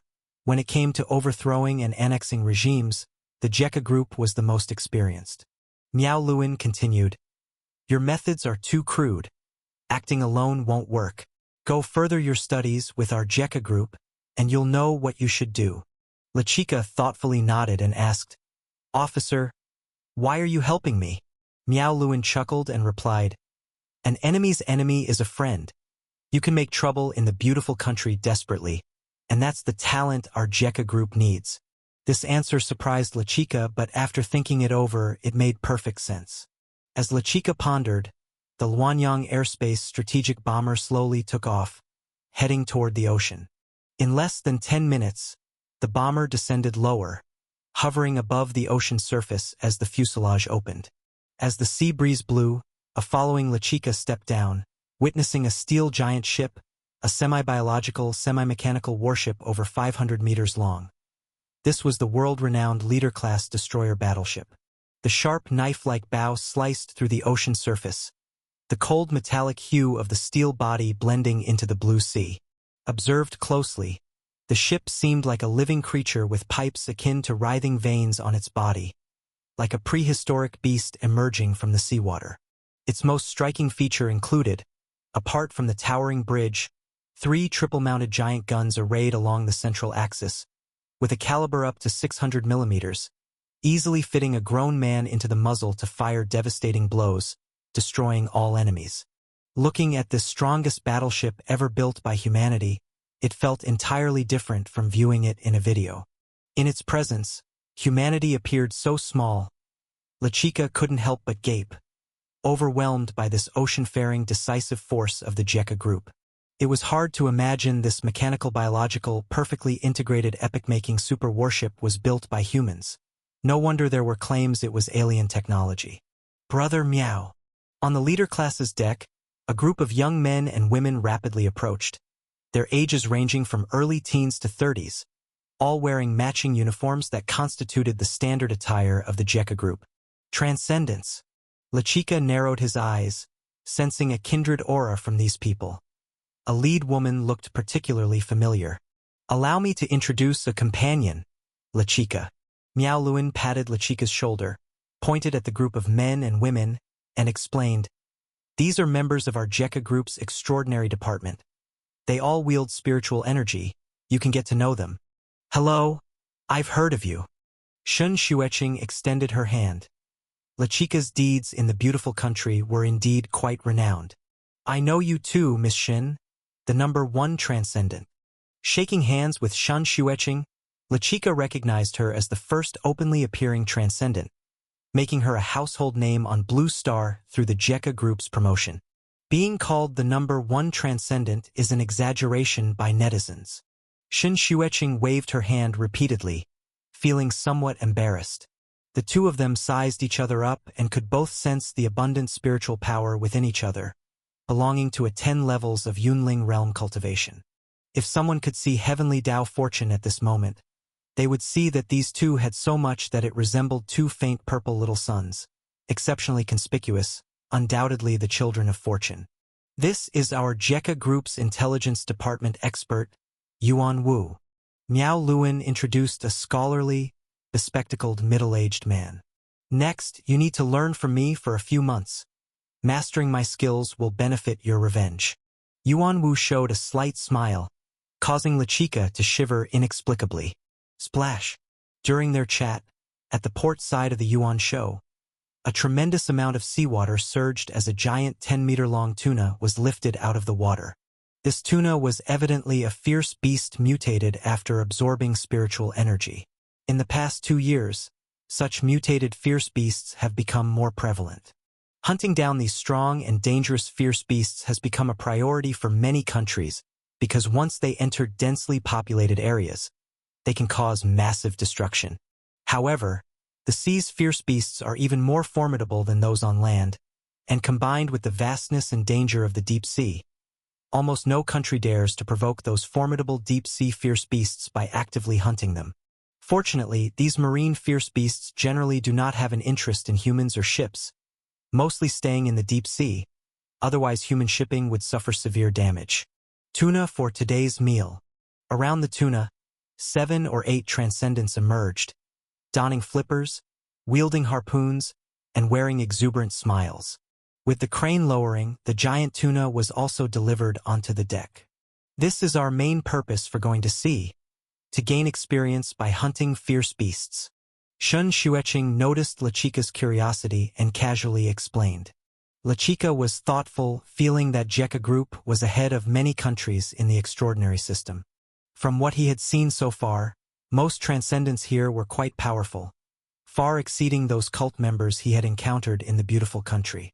"Hopefully, I can learn something here." LeChica could feel the friendly atmosphere of Jekka Group and couldn't help but look forward to his upcoming learning experience. On the other side, Miao Luan was already discussing with the ship captain of the Yuan show on how to extort the beautiful country. Time flew by, and in the blink of an eye, a week had passed. The major international event was again a conflict between Jekka Group and the beautiful country. The beautiful country accused Jekka Group of harboring their wanted criminals and obstructing their fugitive units. Jekka Group boldly claimed that the beautiful country's reckless encroachment on the territory of Southern Alliance member countries was tantamount to an act of war. The war of words between the two countries continued to escalate, with JECA Group demanding an astronomical compensation of $135.5 billion as reparation for the border crossing into Mexico. This blatant extortion naturally wouldn't be agreeable to the beautiful country. Though wealthy, they would not fund their nemesis, the JECA Group. Furious, the beautiful country outright rejected JECA Group's extortion and countered with equivalent retaliation, announcing a ban by raising tariffs on all goods from JECA Group and its Southern Alliance member countries by 300%, as a response to JECA Group's attempted extortion. Just 1 week after the beautiful country enacted tariff sanctions against JECA Group and the Southern Alliance member countries.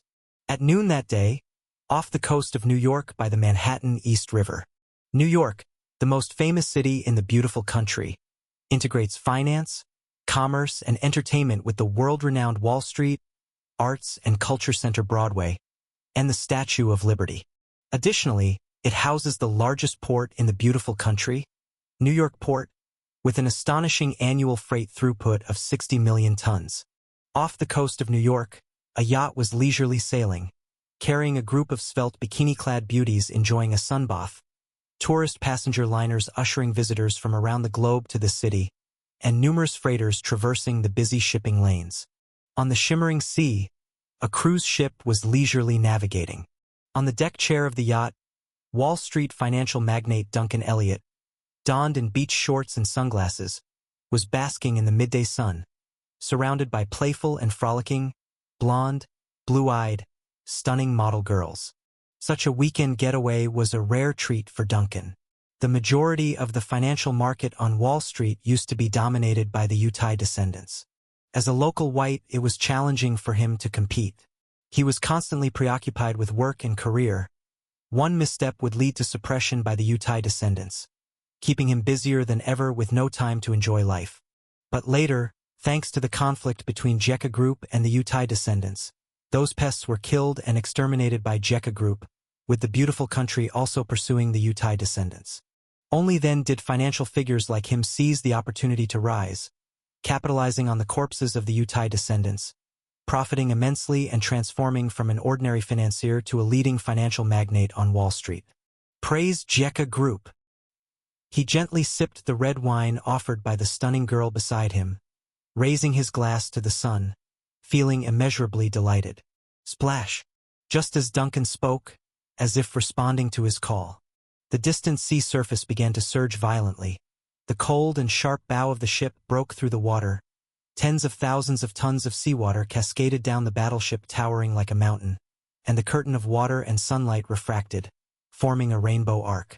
A massive shadow was cast down. The 9,600mm biological plasma cannons slightly tilted upwards. The black barrels had already opened their gun covers, a blue halo faintly visible. Bang! The wine glass in Duncan's hand fell to the ground, shattering into pieces. He stared blankly at the Yuan Shou, the world's #1 battleship suddenly appearing before him, over 500 meters long with a full load displacement of 200,000 tons. His mouth agape. Ah! The surrounding glamorous women were terrified, losing their composure. Who didn't know of the Yuan Shou's great reputation? The exaggerated hull over 500 meters in length, the unique 9,600mm cannons, could be recognized at a glance unmistakably. Almost as the Yuan Shou broke the surface, emerging from the water, nearby waters churned, and 8 Devourer-class deep-diving cruisers appeared one after another, escorting the Yuan Shou. Each Devourer-class deep-diving cruiser was armed with hundreds of missiles, serving as bodyguards to the Yuan Shou. At this moment, the Yuan Shou was off the coast of the beautiful country, less than 100 kilometers from New York, sending a radio message under the escort of 8 Devourer-class deep-diving cruisers. Our JECA Group needs to conduct a 2-week-long naval military exercise in the Atlantic Sea area today. All ships are to detour. Otherwise, accidental injuries or hits are not the responsibility of anyone. This exercise is to hone the tactical and technical levels of Navy soldiers and is a normal military activity, with no inherent connection to regional situations and international issues. This radio message was sent through an open channel, received not just by the beautiful country, but also by ships coming and going off the coast of New York, meaning the whole world knew. Almost instantly, this sensational news spread worldwide, with everyone's first thought being whether Jekka Group's navy was attacking New York. As for the radio sent by Jekka Group, claiming it was a normal military exercise activity, whose naval exercise would go to the front door of another's largest and most prosperous city to block the entrance, this equivalent to pressing a bayonet to the throat. This move unnerved the beautiful country immensely. When the news reached New York, it caused an immediate massive riot in the supercity of 20 million people. Fearing Jekka Group would go crazy and shell New York, vast numbers of citizens fled, with cars jam-packed blocking the roads, and the wealthy on Manhattan Island were particularly frightened, quickly departing by helicopter. Of course, there were also those who sought wealth amid danger. In such conditions, a group of black individuals displayed their talents and skills by looting, smashing, and burning, creating great chaos in the city streets. The appearance of the Yuan Shou battlecruiser had an enormous impact on various aspects of the beautiful country. The beautiful country was utterly unprepared. They possibly never imagined a day would come when New York would be visited by a fleet. Even if the beautiful country urgently summoned several nuclear-powered aircraft carriers, deploying many aircraft to converge around New York's airports to form a coastal defense circle, it couldn't diminish this atmosphere of panic. The power of Jekka Group's navy had long since been forged into a formidable reputation with the sinking of 2 nuclear-powered aircraft carriers and the severe damage to another. Under massive external military pressure, the beautiful country, once the Blue Star dominator, had to bow its head, expressing willingness to negotiate compensation with Jekka Group for the Mexico border conflict, also claiming that previous tariff issues were mere misunderstandings. The beautiful country clearly understood why Jekka Group set up large ships and cannons at their coastline, voluntarily showing a submissive posture. No choice, by now, the beautiful country was no longer the Blue Star dominator, and its naval strength even less so. Currently, the beautiful country only had 6 nuclear-powered aircraft carriers, not enough to be a match for the Yuan Shou battlecruiser. Not to mention that Jekka Group had up to 18 Devourer-class deep-diving cruisers, completely overpowering the beautiful country's maritime strength. The negotiation invitation from the beautiful country came too late. Almost as soon as the Yuan Shou appeared off the coast of New York, the sky was already filled with Kuimping airspace strategic bombers that had taken off from Mexico, flying to the periphery of the beautiful country's airspace for patrol.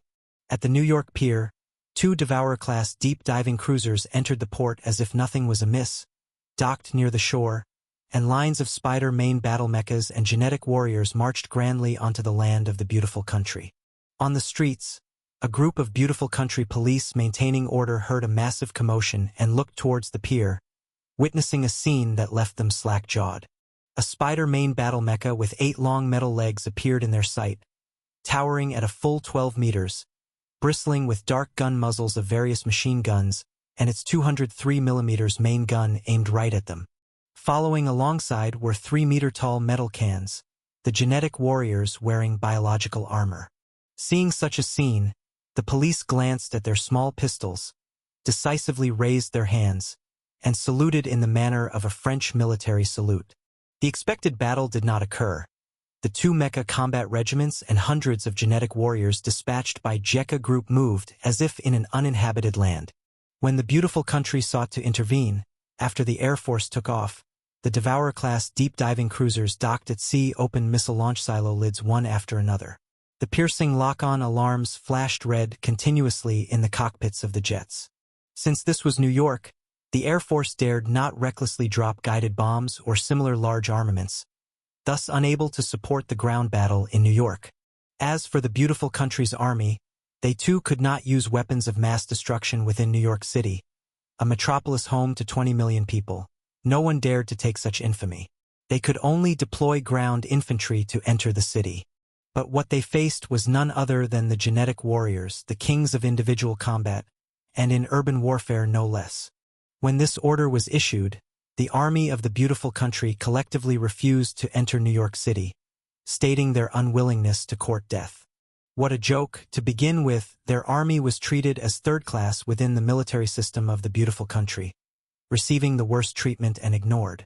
And now, in the face of a crisis, they were to be sent to bear the brunt, confronting genetic warriors in urban combat. Just imagining it sent shivers down their spines. The terror of genetic warriors had long been etched into their minds after a series of urban conflicts in Southeast Asia. Entering a metropolis like New York to fight genetic warriors in street encounters, it was like sending buns to dogs. None would return. Thus, although such orders were given, the rank-and-file soldiers flatly refused to move and collectively rejected the idea of entering New York to die. With no obstacles, the advance of JECA Group was exceptionally smooth. The first area JECA Group landed on was Manhattan, the most densely populated district among New York's 5 boroughs, concentrating numerous renowned enterprises and housing the headquarters of the majority of Fortune 500 companies. Wall Street was here as well, including the New York Stock Exchange and Nasdaq, hailed as the economic center of the world. Yet the once bustling Manhattan was no more. With the landing of JECA Group, it had already become a total chaos. Several genetic warriors stormed into a building, the headquarters of a well-known company. Faced with the arrival of JECA Group, most people in the company had no time to evacuate, only able to stare blankly at the fully armed genetic warriors and cower, trembling in corners. Johnson, execute the list. The leading genetic warrior dragged out a fat man from the bathroom, the boss of this company. He was one of the capitalists behind the tariff policy, as JECA Group's products had disrupted his company's original market. After the conflict with JECA Group began, he had actively pushed the beautiful country government, hiring lobbying firms and bribing officials to wield tariffs as a big stick against JECA Group. Don't kill me. I have money. I'm willing to offer $1 billion US. Whatever you want, I'll give it. Johnson was so frightened he soiled himself. Before the genetic warrior, he no longer had the arrogant air of a past capitalist. Keep your money to spend in hell. The genetic warrior coldly pressed a gun muzzle against the back of his head, and with a gunshot, the obese body swayed and fell, blood and white brain matter seeping from the wound, his eyes wide open in death. He never expected that despite his precautions against JECA Group's genetic warrior's assassination, the genetic warriors would brazenly storm into New York, all his preparations reduced to a joke under such absolute military might. Next, the genetic warrior took a photo, turned, and led the team away, seeking the next target. Behind them, countless company employees who witnessed everything were terrified until they confirmed the genetic warriors had completely left and survived by mere luck, finally relaxing. Thank heavens! Those damn stars are finally gone. They only killed the boss. I thought I was going to lose my life just now. Fools! Don't you know the boss often ranted about banning JECA Group products from entering the country? JECA Group was here specifically for him. A group of company employees engaged in animated discussion, with some taking out phones to upload everything happening here onto the internet. As the genetic warriors moved through New York, netting each target, the capitalist backers of the tariff policy faced total disaster. Only those capitalists who hid early in underground nuclear defense bunkers could escape by chance. The arrogant acts of the JECA Group, once spread on the internet, immediately caused a huge stir, killing publicly in a country, and not just one or two but batch after batch, and all are those capitalists with great influence. This is nothing short of a declaration of war. In just half an hour, many well-known capitalists in the beautiful country became cold corpses. These people were the ones behind the scenes promoting the implementation of tariffs. After clearing out the behind-the-scenes capitalists promoting tariffs, the genetic warriors and the 2 units of Spider main battle mecha gathered again, showing an attitude of marching toward Washington. That is the capital of the beautiful country, and also the office location of a group of high-ranking officials of the beautiful country. This stance of the JECA Group scared the high officials of the beautiful country half to death. Washington was in chaos, countless high officials and dignitaries began to flee, while calling for fighter jets to be on high alert, mobilizing large troops to set up defenses along the way. Missile trucks rolled out one by one from military bases, ready to intercept JECA Group. Quickly retreat to the nuclear defense base. The beautiful country president, Jesman, fled in panic, hid in the nuclear defense base, and exercised presidential power to urgently issue orders. If the JECA Group does not stop actions, we will use all means, including nuclear weapons, to destroy the invaders. The beautiful country official began to make pronouncements. The national military power was fully mobilized. Even bombers loaded with nuclear warheads, intercontinental missiles ready to launch, and nuclear submarines silently navigating in the ocean, ready to unleash deadly nuclear weapons at any time. But all these actions were anticipated by the JECA Group. Such an important action, JECA Group naturally would not be without a simulation. Almost at the same time, JECA Group released a real-time map on the internet. The map marked all the nuclear submarines of the beautiful country and their movement directions, including all bombers capable of carrying nuclear warheads, nuclear missile launch silo bases of military bases, the deployment positions of intercontinental missile launch trucks, all displayed on this map, precise to the specific number of nuclear warheads, without a single error. This also means that the current beautiful country is completely in a state of transparency to JECA Group. Once the battle begins, 8 Devourer-class deep-diving cruisers and Yuan Shou can destroy most of the beautiful country's nuclear weapons in the first instance, reducing the threat to the minimum. Upon seeing the data published by JECA Group, everyone realized that JECA Group had long premeditated this. Is the intelligence system of the beautiful country made of sand? Everything leaked out to the JECA Group. With the target positioning of nuclear weapons, sea has Yuan Shou and Devourer cruisers blocking, sky has Luanyang airspace strategic bombers tightly intercepting, nuclear bombs would be intercepted in the launch phase, it's very difficult to fly to JECA Group's territory. No matter how you say it, JECA Group is too reckless. How can they so easily provoke a war? Facing the aggressive JECA Group, netizens were extremely surprised. And the beautiful country authorities were even more panicked, initially thinking that using nuclear bombs could scare off JECA Group. But the result was the opposite of what was wished. It's clear that JECA Group, by flexing muscles, is sending a message to the beautiful country. If we use nuclear weapons, I will definitely survive, but your beautiful country will be completely doomed. After all, nuclear weapons JECA Group does not lack at all. Does JECA Group always do things this way? On the deck of Yuan Shou, LeChica looked a bit befuddled.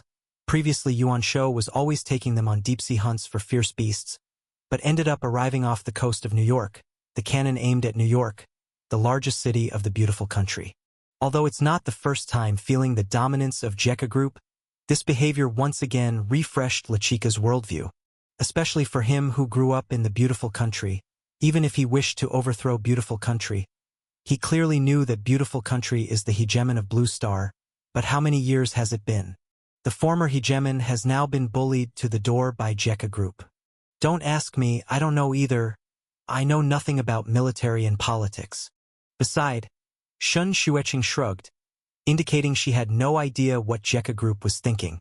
After all, she was just a broadcaster before, with no qualifications to be involved in national affairs. We haven't been active for a few years. The beautiful country seems to have forgotten the pain of being beaten. We need to help them remember. A voice came from behind them. LeChica and Shun Xueqing turned to look, finding Miao Luan at some point had come up behind them. He is the commander of this operation. Beautiful country has a tendency to forget pain after eating. Those capitalists for the sake of profit have often disgusted JECA Group. This tariff is one of them. So JECA Group needs to use a memorable lesson to let them recall the fear brought by JECA Group. Sir. LeChica wanted to say something but stopped.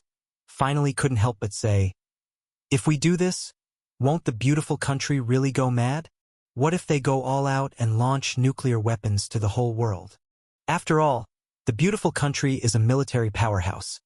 Even though a few years ago they suffered a defeat at the hands of JECA Group in a naval battle and have been losing ground in Southeast Asia, their military strength still exists. Their few nuclear-powered aircraft carrier combat groups, powerful air force, and widespread missiles and even nuclear weapons are still forces capable of deterring the globe. Miao Luan shook his head and said lightly, you overestimate the weakness of the capitalist class. They don't have the courage to fight to the end because they know that once war breaks out, they are the ones who will die first. As he spoke, Miao Luan took out his phone and smiled. If you don't believe me, go online now and see. You'll understand beautiful country's attitude. The two were stunned, and after opening their phones and searching simply, a video popped up.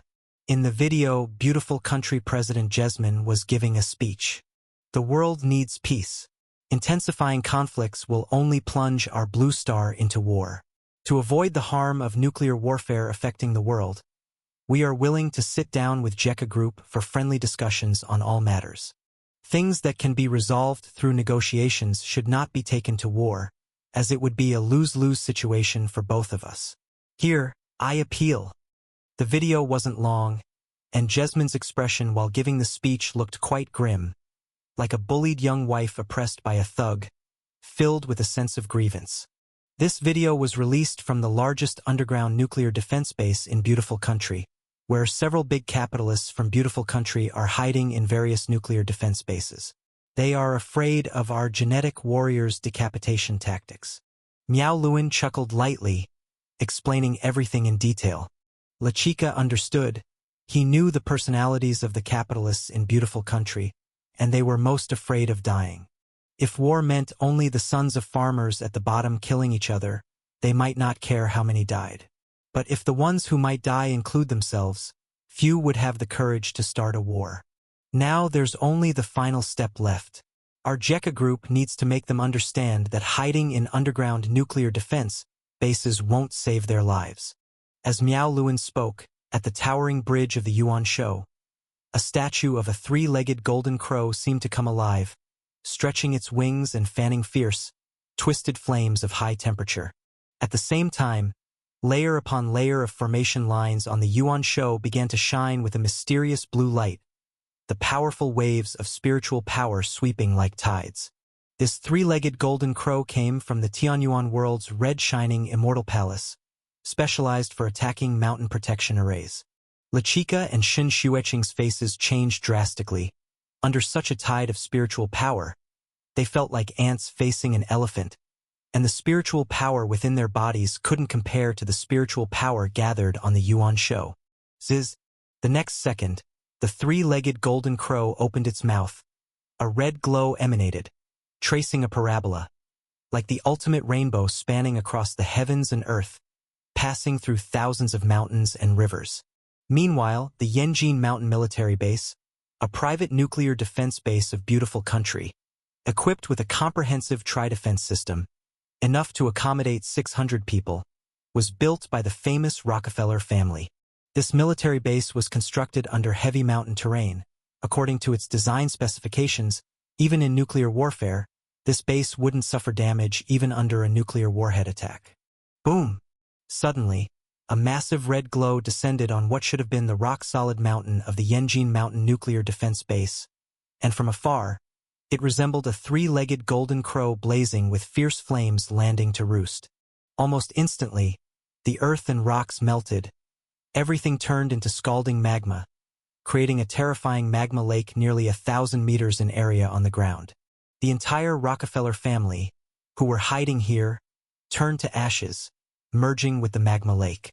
The same scene kept occurring, as Beautiful Country's most prominent financial conglomerates were being singled out by the Yuan Show, and hiding in nuclear shelters was futile. Those attacked by the Yuan Show belonged to the strongest capitalist groups in Beautiful Country, without whom Beautiful Country wouldn't enforce tariff acts. Facing these troublemaking capitalists of Beautiful Country, JECA Group had no interest in engaging in business wars or mutual tariff escalation disputes with Beautiful Country. Instead, they used physical means to send them to meet the omnipotent God, showcasing JECA Group's high-end business warfare. As the Yuan Show fired, the Rockefeller, JP Morgan, Rothschild, one by one, global renowned financial group families were erased by the Yuan Show. The Yuan Show fired 7 shots, obliterating 7 top financial families from Blue Star. It's no exaggeration to say these financial families could each influence the global economy, dominating the economic and financial realms as super predators. But in the face of JECA Group's latest developed decapitation tactics, they were burst like bubbles, crushed instantly. Compared to using genetic warriors, using the Yuan Show, though expensive, was extraordinarily effective. Through the radiant attack of the three-legged golden crow's formation, directly eradicating the enemy's physical body left no chance of survival. Within a few minutes, the Yuan Show ceased fire, quietly floating on the sea off New York. But its impact thoroughly shocked Beautiful Country and those surviving capitalists. The existence of the Yuan Shou was like a sword of Damocles, ready to send them to hell at any time. Involuntarily, like snowfall, messages were desperately sent by beautiful country, unable to stand firm. Unbelievable, what kind of attack was that from the Yuan Shou? That Firebird could actually breathe fire and instantly destroyed the beautiful country's nuclear defense base. Whoa, that's the mythical three-legged golden crow, right?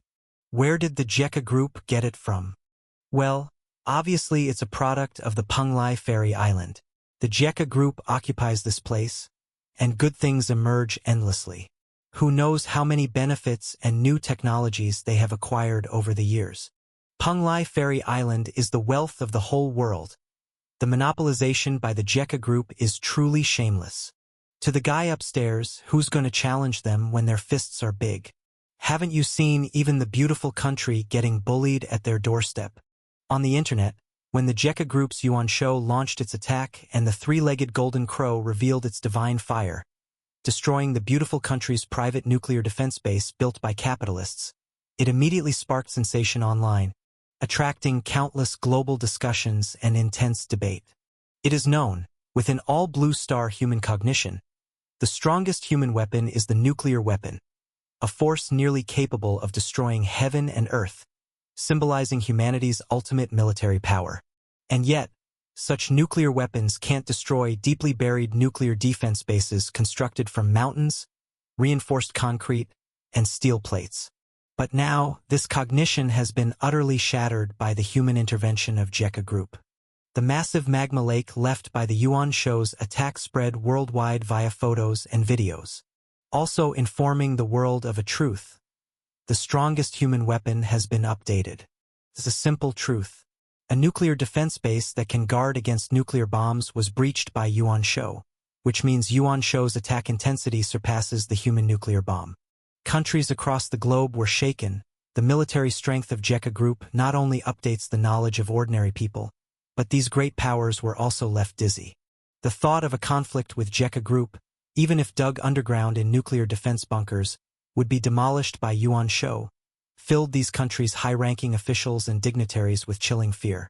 Unanimously, after a brief silence, nations worldwide began to speak out. France, bread, not war. Please, Jekka Group, do not drag the world to the brink of nuclear war. This is the plea of all peace-loving countries and people globally. Mauber. Peace is the world's main theme. Jekka Group should set aside past differences. We need to reassess international relations. This world cannot be without the beautiful country. Hua country. We are willing to facilitate peace talks between Jekka Group and the beautiful country to mediate disputes between the two nations. Great Britain. We hope both sides can sit down and negotiate properly. Our world faces drastic changes and can't endure more turmoil. If human civil wars erupt, it will only waste our human strength futilely. Apart from Jekka Group and beautiful country, the other 4 Blue Star's 6 ruffians voiced as well. Other countries also inconspicuously advised Jekka Group not to act impulsively. Because of the vast military power of Jekka Group, every country on Blue Star feels fear and dread. If the beautiful country falls today, then who will be the next target of Jekka Group? In contrast, keeping the beautiful country around, with the grievances between beautiful country and Jekka Group, beautiful country will always remain Jekka Group's biggest target. In such circumstances, even nations friendly with Jekka Group urged them to exercise restraint. There are no friendships between nations, only naked interests. Under the intimidating military might of Jekka Group, other countries hope beautiful country doesn't face trouble. Even beautiful country keeps sending reconciliation requests. Jekka Group knows not to push beautiful country to its breaking point. If beautiful country collapses, a nuclear war could truly occur. Then the entire framework would get completely messy, which Jekka Group does not want to see. Eventually, on Yuan Shou, under the witnesses of mediation representatives from several countries, as beautiful country yielded, Jekka Group proactively proposed massive compensation and the removal of all tariffs, and ceded several important maritime military island bases to Jekka Group, finally calming this conflict. Jekka Group gained enough benefit, severely reprimanded beautiful country, making them pay for their tariff policy, thus accomplishing the initial goal, satisfying Jekka Group. Because the war ended too quickly in just half a day, this battle was called the One-Day War. Through this intimidation, Jekka Group thoroughly knocked down Beautiful Country's Blue Star Dominator status from the altar. The world knows that now the Jekka Group is the undisputed dominator of Blue Star.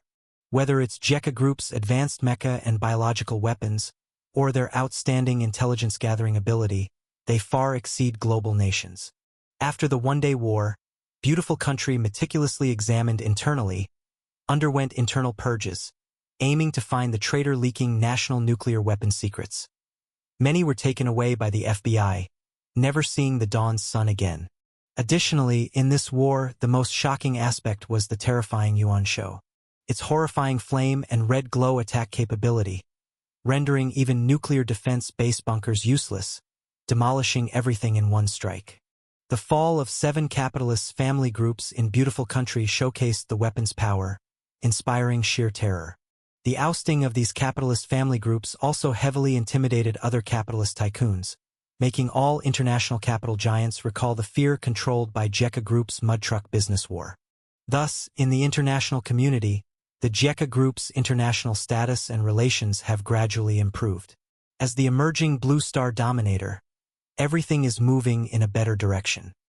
Half a year later, Chan Country Monday City, canteen of the first team of the Extraordinary Department. During lunchtime, young men and women crowded the canteen, lining up in an orderly manner to get their meals. Shun Xueqing sat at a table, holding a toothpick in her mouth, fiddling with her phone. Sister Shen, Sister Shen, Sister Shen, have you eaten? Many transcendents passing by greeted her warmly. In the Jekka Group's Extraordinary Department, Shen Xueqing was like a superstar, very famous. Here comes the food. Suddenly, a tall figure, almost 1.9 meters, with a crew cut, walked over carrying a tray. The food was particularly rich. This person was none other than Lechika, who had been training at Jekka Group for half a year. His body had significantly improved over the half year because he was not only practicing the Netherworld soul summoning technique but also several cultivation techniques from the Jekka Group's Extraordinary Department, including a rudimentary body refining technique. In this half year, his strength has greatly advanced, no longer relying solely on fierce ghosts for combat. Of course, only someone with his innate Taoist body, naturally attuned to the Tao with astounding comprehension, could cultivate multiple techniques in such a short time and achieve considerable success. For other transcendents, even comprehending one cultivation technique in half a year is a struggle. You sure eat a lot. It's a wonder you can eat so much. Shun Xueqing looked at the 2 trays he brought, her own having just regular food. However, Lechika's was different. Half of the tray contained light green mush, the other half several chunks of high-temperature roasted fierce meat, plus a small can of tonic soup. This was the latest specially developed advanced nutrition meal from the Jekka Group. Regular consumption with intense training could effectively build muscle and strengthen the body, suitable for body refining. But the downside, while talking, Shun Xueqing waved her small hand in front of her nose with a wrinkled brow and said, "Just the smell of it is unbearable. This stuff is as awful as ever. Don't those chefs know that food is the paramount necessity of the people? It's a crime to ruin food like this. I've gotten used to it. Compared to satisfying one's palate, improving strength is more important. Want to try some?" Lechika smiled, gulping down the tasteless food in big bites. Though his brows were furrowed, his pace didn't stop. "No thanks." Shun Xueqing shook her head repeatedly, indicating she didn't need the offer. "Such a pity. This special nutrition meal costs a full 1,000 merit points. Others want to eat it but can't. Besides, if I don't eat more now, I don't know when I'll have another chance." As Lechika spoke, he kept stuffing food into his mouth. If not for getting into the Jekka Group, normally he wouldn't have such good food. Merit points is a system newly introduced by the Jekka Group during the era of spiritual energy revival. They are only awarded for tasks like hunting fierce beasts, finding resources, or instructing new transcendents. As they say, poor scholars and rich warriors, the same principle applies to cultivation. If it weren't for the Jekka Group's backing, his strength wouldn't have advanced so rapidly. These merit points can be used to purchase unique resources from the JECA Group, ranging from nutrition meals to qualifications for cultivation techniques, extraordinary weapons, and cultivation environments. The JECA Group provides it all. Holding Penglai Fairy Island, the JECA Group, since the arrival of the extraordinary era, possesses far more resources than other countries, making it an enviable place of cultivation for transcendence worldwide. Hearing LeChica say this, Shen Xueqing seemed to realize something and asked, "Are you about to leave?" Over the past half year, she had gotten along well with LeChica, because in the JECA Group's extraordinary department, the two of them were the strongest, surpassing others significantly, and frequently engaged in combat training. With LeChica leaving, she would miss having a punching bag around, making her a bit forlorn. "Yes, my training period is over. In 3 days, I'll be leaving." LeChica nodded, feeling a bit sentimental. The half-year at JECA Group was the happiest time of his life, not having to worry about the threat from the beautiful country. It's a pity he can't stay in this sweet refuge. He must complete his original plan. What a pity. Shen Xueqing sighed. With LeChica gone, she would only be left with hunting fierce beasts, which are no match for LeChica's resilience. LeChica seemed to have noticed Shen Xueqing's thoughts, his mouth twitching slightly. Since it's inappropriate to use fierce ghosts' dangerous power against colleagues, he hadn't been able to summon fierce ghosts or enhance ghostly creatures this half-year, having to rely on other cultivation techniques. Even with a half-year of other technique cultivation, despite his extraordinary talent, he wasn't Shen Xueqing's match, given Shen Xueqing's formidable talent and mastery of sword control technique, in which he'd frequently lose during sparrings. "Hope next time we meet, you will have successfully broken the limit." LeChica didn't care about Shen Xueqing's attitude, just pointed to his brain and said, "Just don't let it be that I break it before you do, while you're still at a standstill. Stop bragging. I'm staying with the JECA Group, surely breaking limits before you. By then, when I fly with sword control, taking heads from 1,000 miles away, you'll be the envious one." Shen Xueqing glared at him. Speaking of breaking the limit, her face showed a bit of reluctance. Currently, she is the strongest transcendent in JECA Group, even arguably the strongest on Blue Star. Long since, she had sensed her cultivation reaching a limit, her spiritual power growth nearly stalled. No matter what method she tried, there was no progress. If the human body is compared to a water tank, then spiritual energy is the water. At this point, the spiritual energy in her body had reached the tank's limit. No matter how much more is poured in, it would all spill out. Shen Xueqing had been trying to find ways to break this limit, but despite all her efforts, she still got nowhere. It seemed like limiting her was not only the physical factors but also the larger environment that did not permit it. This state is referred to as breaking the limit. Shen Xueqing believed that if she could break this restriction, her strength would reach a new level. This breaking limit puzzled Shen Xueqing, LeChica, and every transcendent reaching the extreme. Shen Xueqing and others didn't know that they had already reached the end of the Yunling realm, with cultivation at 10 levels of the Yunling realm. One step further would fulfill the internal god and achieve secret realm cultivator status. But this step is not easy to break through. Even in the Tianyuan world, secret realm cultivators are scarce, let alone in Blue Star where spiritual energy concentration is diluted by tenfold, making the breakthrough unbearably difficult. More importantly, they have no idea how to proceed. Training the internal god of 5 viscera at the secret realm is no secret in the Tianyuan world. Any sect has the relevant records. However, transcendents on Blue Star were completely baffled. The thousands of accumulated wisdom of predecessors in the Tianyuan world cannot be deduced by those just beginning cultivation. Not knowing how to proceed is the most pressing issue that Shen Xueqing and others want to solve. "Then let's bet 10 meals." LeChica reached out, and Shen Xueqing, without thinking, clapped her hand against his. "All right, whoever breaks the limit first, the loser treats to 10 big meals." 3 days later, in the dormitory, LeChica packed books into his suitcase. Capital, Peaceful Evolution Plan, International Relations and Geopolitics, on Guerrilla Warfare and Long-Term War. Every book was slightly creased, the corners yellowed, clearly often read. These were the courses he studied at Jekka Group, significantly enlightening him, realizing how laughable his past thoughts were. Overturning a large nation is absolutely not a simple matter. Personal strength alone won't suffice, unless he becomes thousands of times stronger, which is impossible since that level of power is beyond human. Only gods can achieve that. Packing everything into the suitcase, squeezing a few clothes into the backpack, Lechika looked back at the dormitory he had lived in for half a year, took a deep breath, no longer lingering, turned to leave. He was heading back to his homeland, seeking revenge on those foreigners who caused his parents' death. Beautiful country, Florida, Miami. Cold moonlight spilled onto the nearly midnight streets, accompanied by the roar of heavy motorcycles. A gang of bikers recklessly twisted their throttles down the road. Pedestrians on the street paled and avoided them in haste.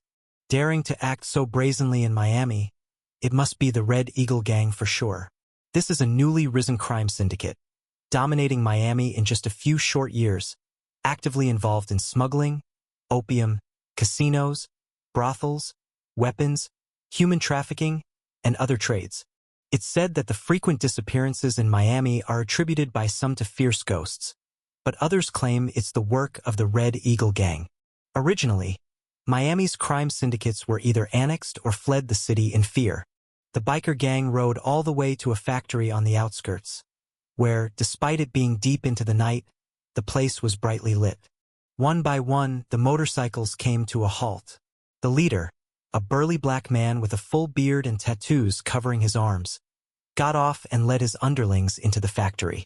The factory was filled with all sorts of abandoned machines and discarded cigarette butts and debris.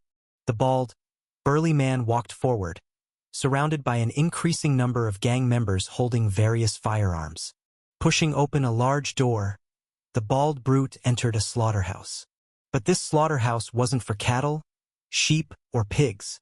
It was for the kidnapped humans.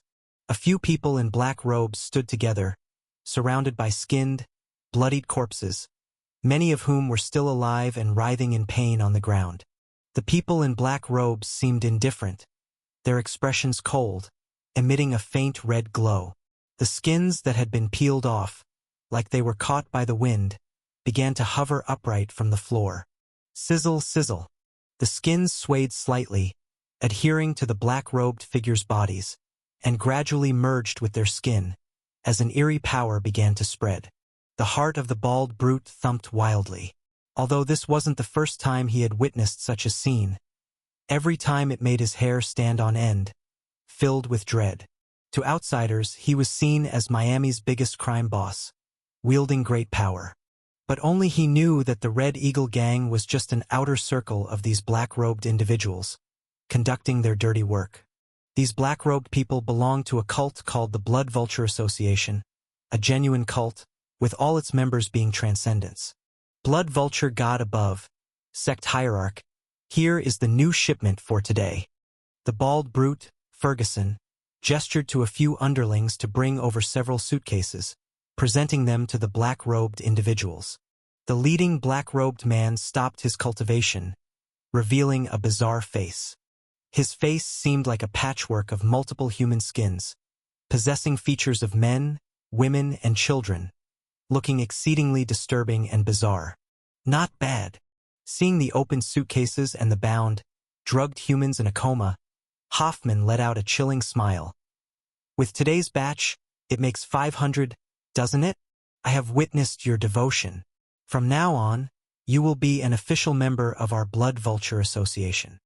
His already bizarre and ugly face, when it smiled, appeared even more terrifying.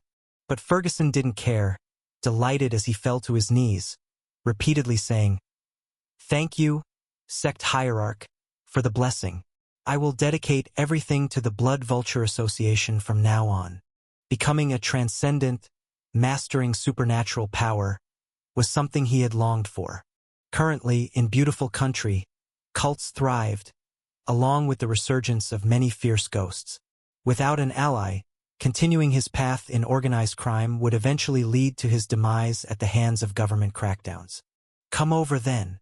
Hoffman was indifferent, caring little for beliefs, for his skills didn't stem from any faith. 3 years ago, he was just an ordinary cult member. But after the changes in the world and the recovery of spiritual energy, he accidentally found an ancient book made from human skin formless skill. During an outing, thus becoming a transcendent, gaining terrifying and sinister powers. Wealth, women, and power began to flow in abundance as he acquired powers not belonging to humans. The only drawback to practicing the human skin formless skill was the need for fresh human skin. And half a year ago, after being humiliated by the Jekka group, Beautiful Country, trying to divert domestic conflicts, dared not provoke the Jekka group further, so instead they widely publicized cults as targets for harsh crackdowns. Originally, he was doing well in Los Angeles, but facing Beautiful Country's long spears and artillery, he ended up fleeing to Miami, living cautiously. After all, while his extraordinary power was indeed strong, it was nothing in the face of heavy weapons. More importantly, those capitalists and authorities in Beautiful Country were themselves nurturing evil forces, with numerous transcendent henchmen, making it impossible to win against overwhelming odds.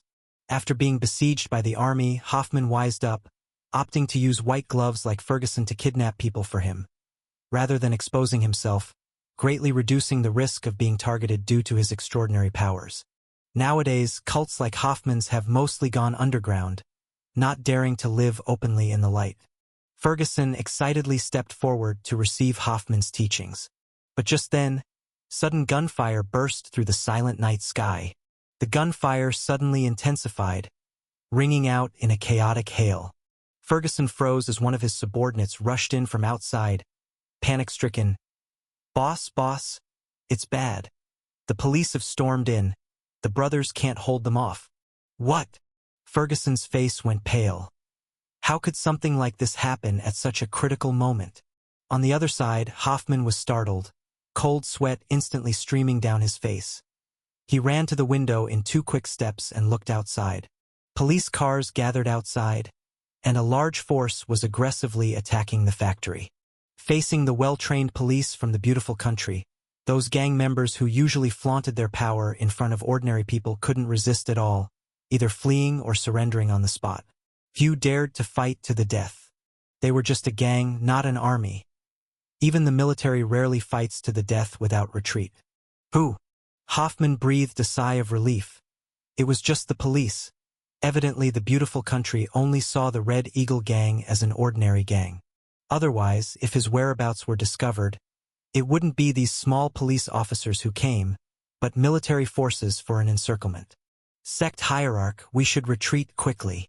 At this moment, Ferguson was anxious, sweating profusely, knowing his subordinates couldn't withstand the police. "Fools, it's just a bunch of police officers, and you're scared like this. The great blood vulture god is invincible." Hoffman snorted coldly, showing no intention of leaving. He took a step out of the window, and as he was midair, his body began to transform. His body swelled to about 3 meters.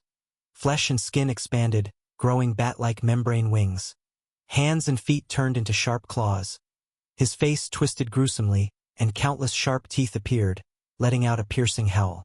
The police, engaged in battle with the gang, looked up to see a shadow streak by, and several policemen's heads instantly slid off their necks, rolling on the ground like balls.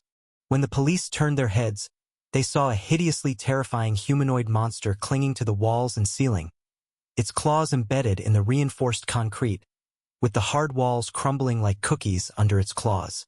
"It's a cult."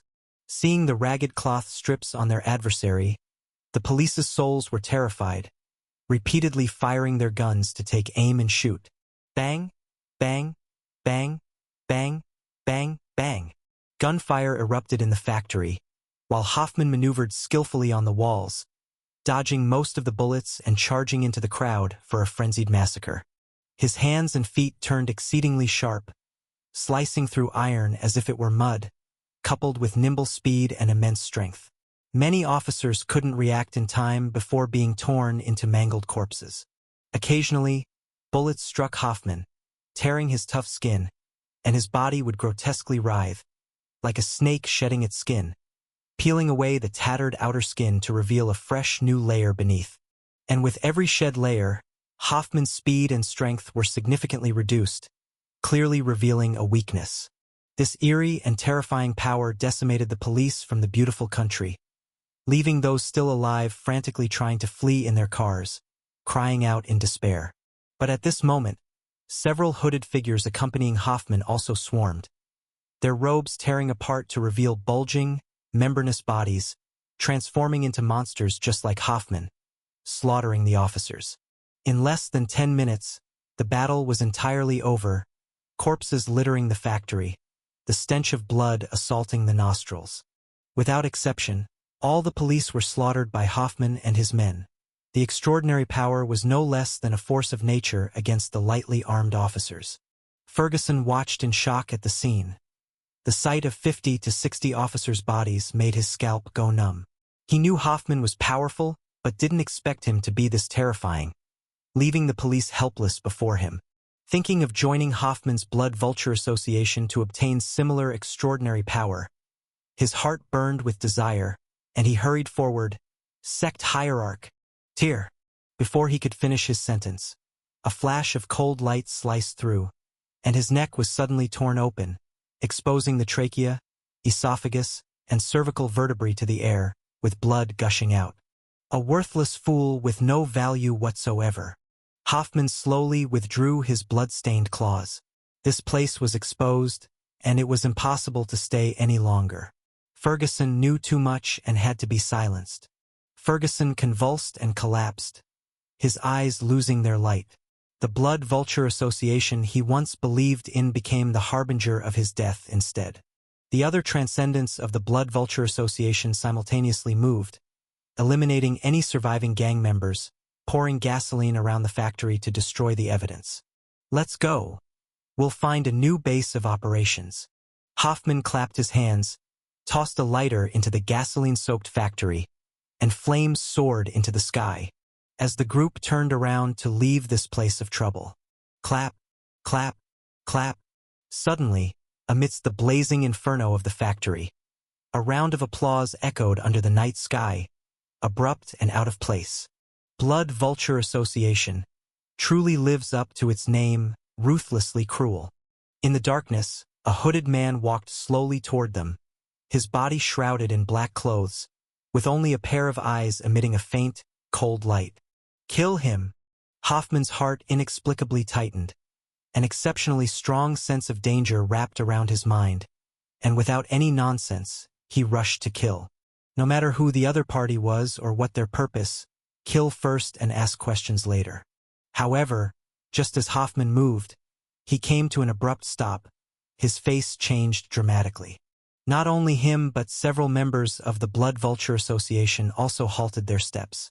Behind the hooded man, a terrifying scarecrow ghost, for meters tall, stood up, with yin qi continuously spreading. It turned out to be a fierce ghost. In the beautiful country, now that fierce ghosts frequently appear, some are summoned by people, while others revive in the wild.